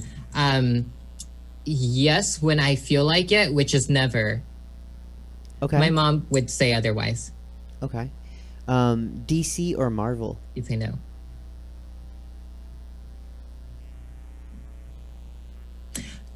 Okay. I am a huge nerd at heart. I love Star Wars, Disney, and Marvel before they even were all owned by Disney. Mm-hmm. There are very few DC anything that really does it for me. Like I am so into Marvel. And a lot of it has to do with, I think, where Stan Lee, rest in peace, King, like where he like where the inspiration for mutants came from, which was a lot of it was queerness, and that just has always stuck with me. Also, let's be real, Justice League, the movie, not so great. I've been watching clips of it for the last 3 days just to reaffirm not enjoying it.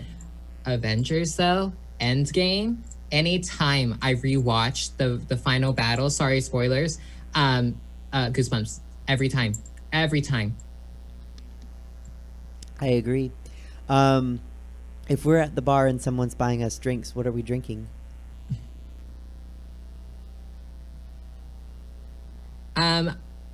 tequila shots. Sorry, golden tequila shots, because silver tequila has always ruined me. And if not that, like a mixed drink. I accidentally got everyone really into Midori sours when the clubs were open. But because I don't want more sugar intake, just shots. It's easy. It happens so quickly. You kick it back, and then like you're energized. It hits your system instead of nursing a drink. Not a fan of holding things, so shots it is. Okay, important question. Toilet paper, over or under? Yes. Okay. Over. Although I'm not mad if it's under. I have been in people's homes and switched it around because I was just like, how dare you? But over in my own house, please. Because it's just like, I don't know. There's something about like reaching under that just like, it's very laborious. It is laborious. I agree. It's much more efficient to have the toilet paper be over. Do you have a favorite drag queen?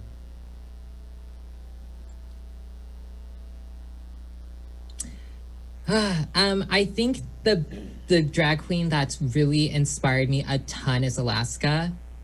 There's everything she's done with her drag and as a businesswoman and production-wise, music. Like, she's hit it all, and I'm just so into that. Also, she was one of the earlier girls. Now we have 14 seasons and how many All-Stars and how many other countries. The fact that she's still kicking after season 5 is incredible. And she's doing it really big. Like, in my opinion, she'll probably be the next RuPaul because she's just that cunning of a drag queen. Do you have a favorite drag king?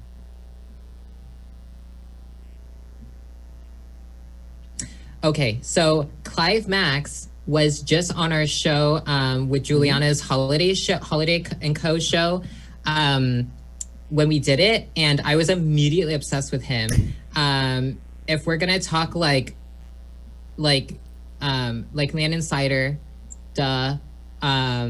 But like when I saw Clive, I was like, wait, he's local. Like I could go over and do this to him.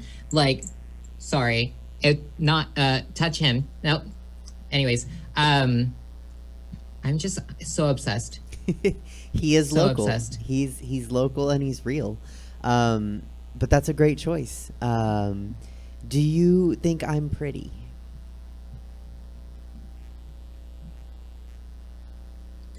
Yes, Suzette. Okay, so when I opened up ours, the green room, and I saw your hair, I was like, yes, perfect. I can't wait to meet you. Like, I cannot wait until like we're all safe to get together, because I'm definitely gonna be coming to SAC, which I'm from, by the way, which is really funny that it's come full circle. I'm be so excited to see you. Well, I don't know if I'm crazy. that great in person, but thank you. And have that tequila shot with you. I'm not much of a tequila drinker, but I guess I could make an exception for you. It's just okay. I'm gonna put you on the hot seat. I haven't tried, but here it is. Are you ready? What could I do to be cuter? Oh no. Okay. Sure. Now it's hot. Oh, ooh, so hot. Cuter. Well, what do you mean? Because cute could mean so many different things. Are you talking like aesthetically or like personality? Personality wise. Aesthetically, because you're a makeup artist, so this is me. Oh, okay. Because I had notes for both. Okay. Just kidding. I don't know, Suzette. Have you worn black hair yet? No. I haven't seen you in an updo. That'd be cute. Okay.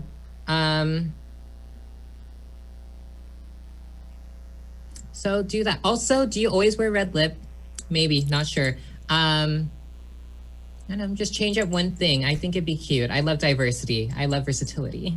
I every once in a while I'll do like it's not quite a black lip, but it's close. It's black over red. I'll have to send you a picture. of that. Also, your teeth look so white. Oh, that's in a deep lip. That's because of the red. That's my trick. Okay, final question. And thank you, by the way, for saying I have white teeth. I love a good tooth compliment. Yes. Final question. When the world is back to normal or new normal or I love teeth. Some kind of normal, what are you most excited to do?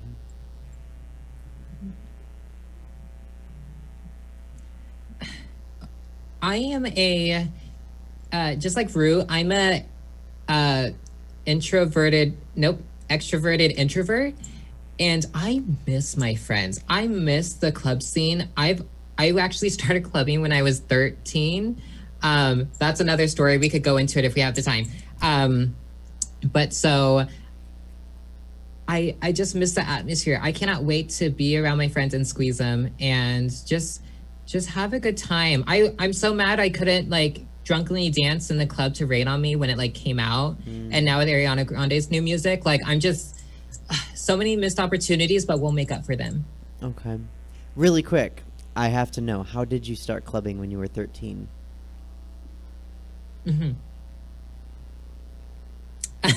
So in Sacramento, maybe it was 15. No, I think it was 13. I don't know. Maybe I'll ask my mom. Okay. So there was this club that allowed 13 to 17-year-olds. I think it was called Zoo Club. And looking back on it, it was just rotted and disgusted. It was downtown. It was across from Arden Fair near the Chuck E. Cheese's. And so I just loved being like in the low lights, dancing and having a good time, that I would go pretty regularly. And then there was also a 17 and up club, or maybe it was 18 to 19 club in San Francisco called The Crib back in 2012. And so I just kept that ball rolling. I just love the club atmosphere so much. There's something so magical about it to me. So I'm like, I think I was built to do drag at this point. Like I stay up late. I have all this experience. Well, not that much, but in like performance, I love performing. Artistically, I bring that to the table. So just like, I don't know, the club's just my home and I miss it. I can't wait to be back with everyone. Well, I am excited for it to come back and to consider doing a tequila shot with you. Thank you, Nolan, for coming on the show. I really appreciate it. Thank you so much, Suzette, or Dr. Suzette. I'll take Dr. Suze. That's good. Yeah, because I look very doctorly. I love it. Well, thank you so much. Yes, and people that'd be cute. The doctor's robe, maybe glasses. Okay. People can find you on Instagram, and they can find some of the videos that you've been producing, and hopefully a lot of people find you. So thanks for coming on. I really appreciate it. Thank you so much, Suzette. I was so honored when you asked me to do this. So it's amazing to be able to still do like gigs, especially back in Sac. It's fun to go back to my hometown and see what's cooking out there, and y'all are doing a great job. So thank you again. I can't thank you enough. Oh, my pleasure. Thank you. Take care.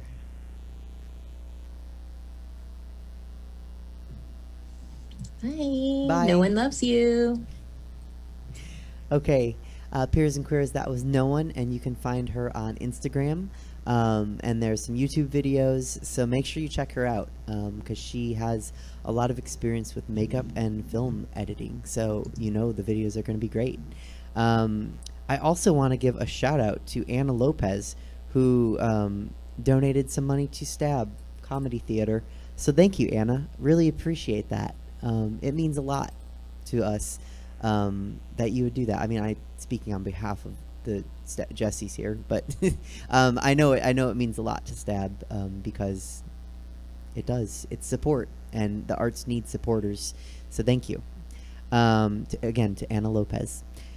And with that, we're going to get to our final guest of the day, actor, producer, comic, whatever he's doing, David Shapiro. Just complains a lot, really. How are you, David?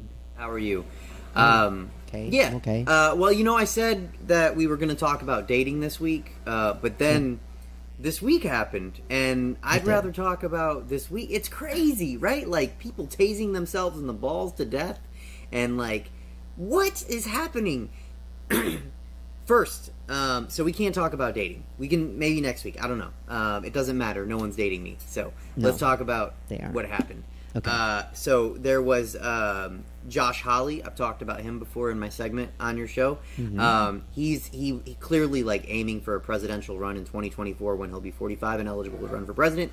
The Missouri senator he's under fire now from not only Democrats but Republicans in the Senate for inciting the insurgency at the Capitol.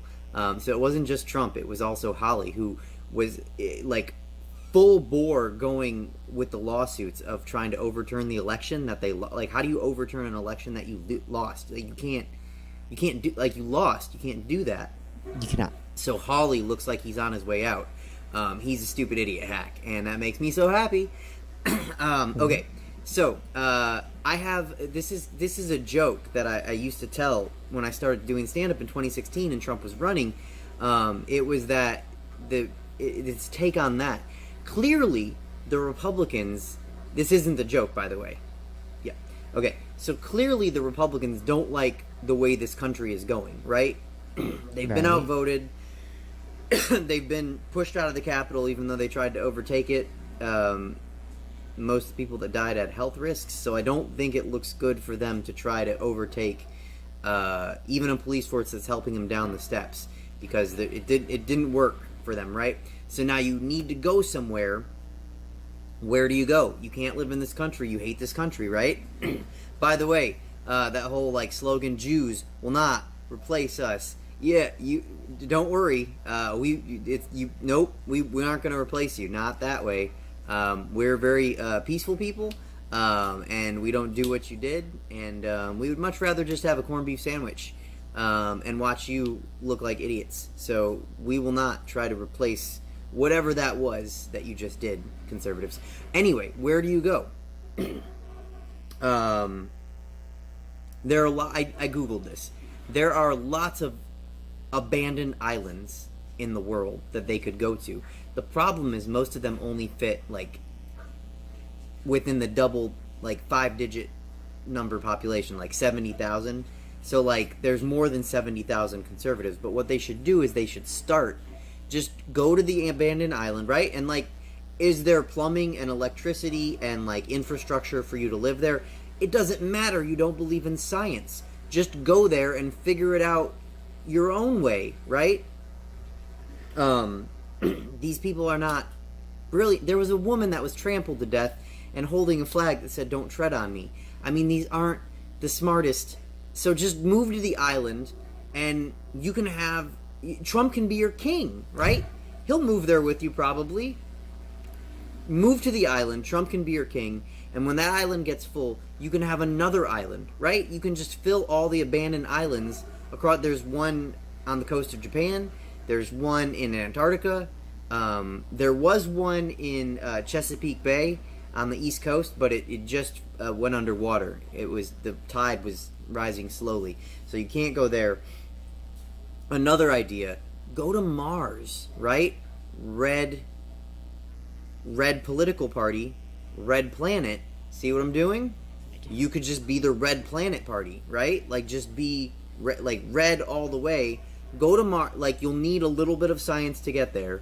You'll need spaceships or something, but just find a conservative spaceship or whatever. I don't know, and go to Mars. I don't know if you need. I do know, actually, you do need oxygen, but you don't know, conservatives. You don't know if you need oxygen. So just go there and find out. Just get in a rocket, go to Mars, right? You can live. It can be your whole planet. You can mess it up. You can not worry about emissions. Martians are. You don't have any Martians that watch your show, do you, Suzette? Because if you do, they're like, don't send them here, please. Don't send them. But like, what I'm saying is like, nobody wants you in this country anymore, and it's clear that you just don't. You gotta go. You gotta go. Like, Trumpers, it's time. You've been outvoted. You've been outclassed, and you look like idiots. That you don't have social media anymore. You gotta go. So I can't tell you where to go because I'm gonna stay in this country with the new president, President Biden. But you guys don't want to be here, and we aren't gonna fight you if you leave. So you guys can leave, and you can go to Mars. That's my suggestion. Figure out a way to get to Mars, or there's a lot of uninhabited islands. That's all I have, Suzette. I think, I don't think I have anything else. When there's less news, maybe we'll talk about dating. I'm not in a rush to do it. Okay. Nobody's gonna date me. They are. So yeah. Thanks for having me on, and have a safe week. Try to be safe. Try to, be safe. All right. Okay. Yep. Take care. Okay. Bye. Thanks. You're welcome. Bye. Thank you. Okay, that was David Shapiro. What a weird guy. That's the end of the show. Thank you so much. Seems we had a lot of viewers tonight. Thank you so much for tuning in. Really appreciate it. Thank you anyone that tipped on Venmo. Really appreciate that. Join us next week on the 17th as we have Steph Garcia, comic and TikToker. And once again, thank you to Clifton, Mean Dave, No One, David Shapiro, and Stab and Jesse. So we'll see you on the 17th with Steph Garcia. Bye.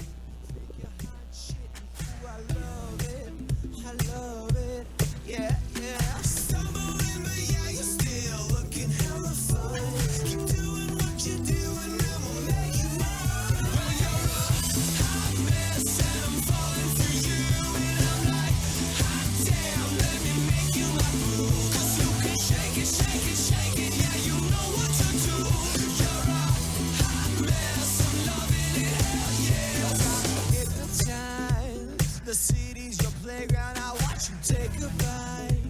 At 5 a.m. roaming the streets, drunk all night.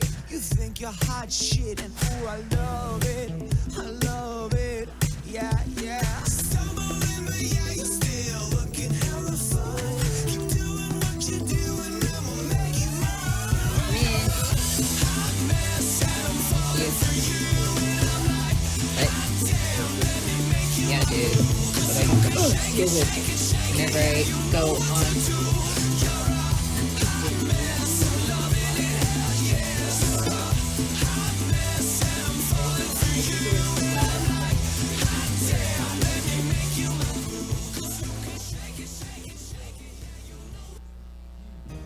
That's okay. Thanks for joining in. Was that you, Louise, and Haley?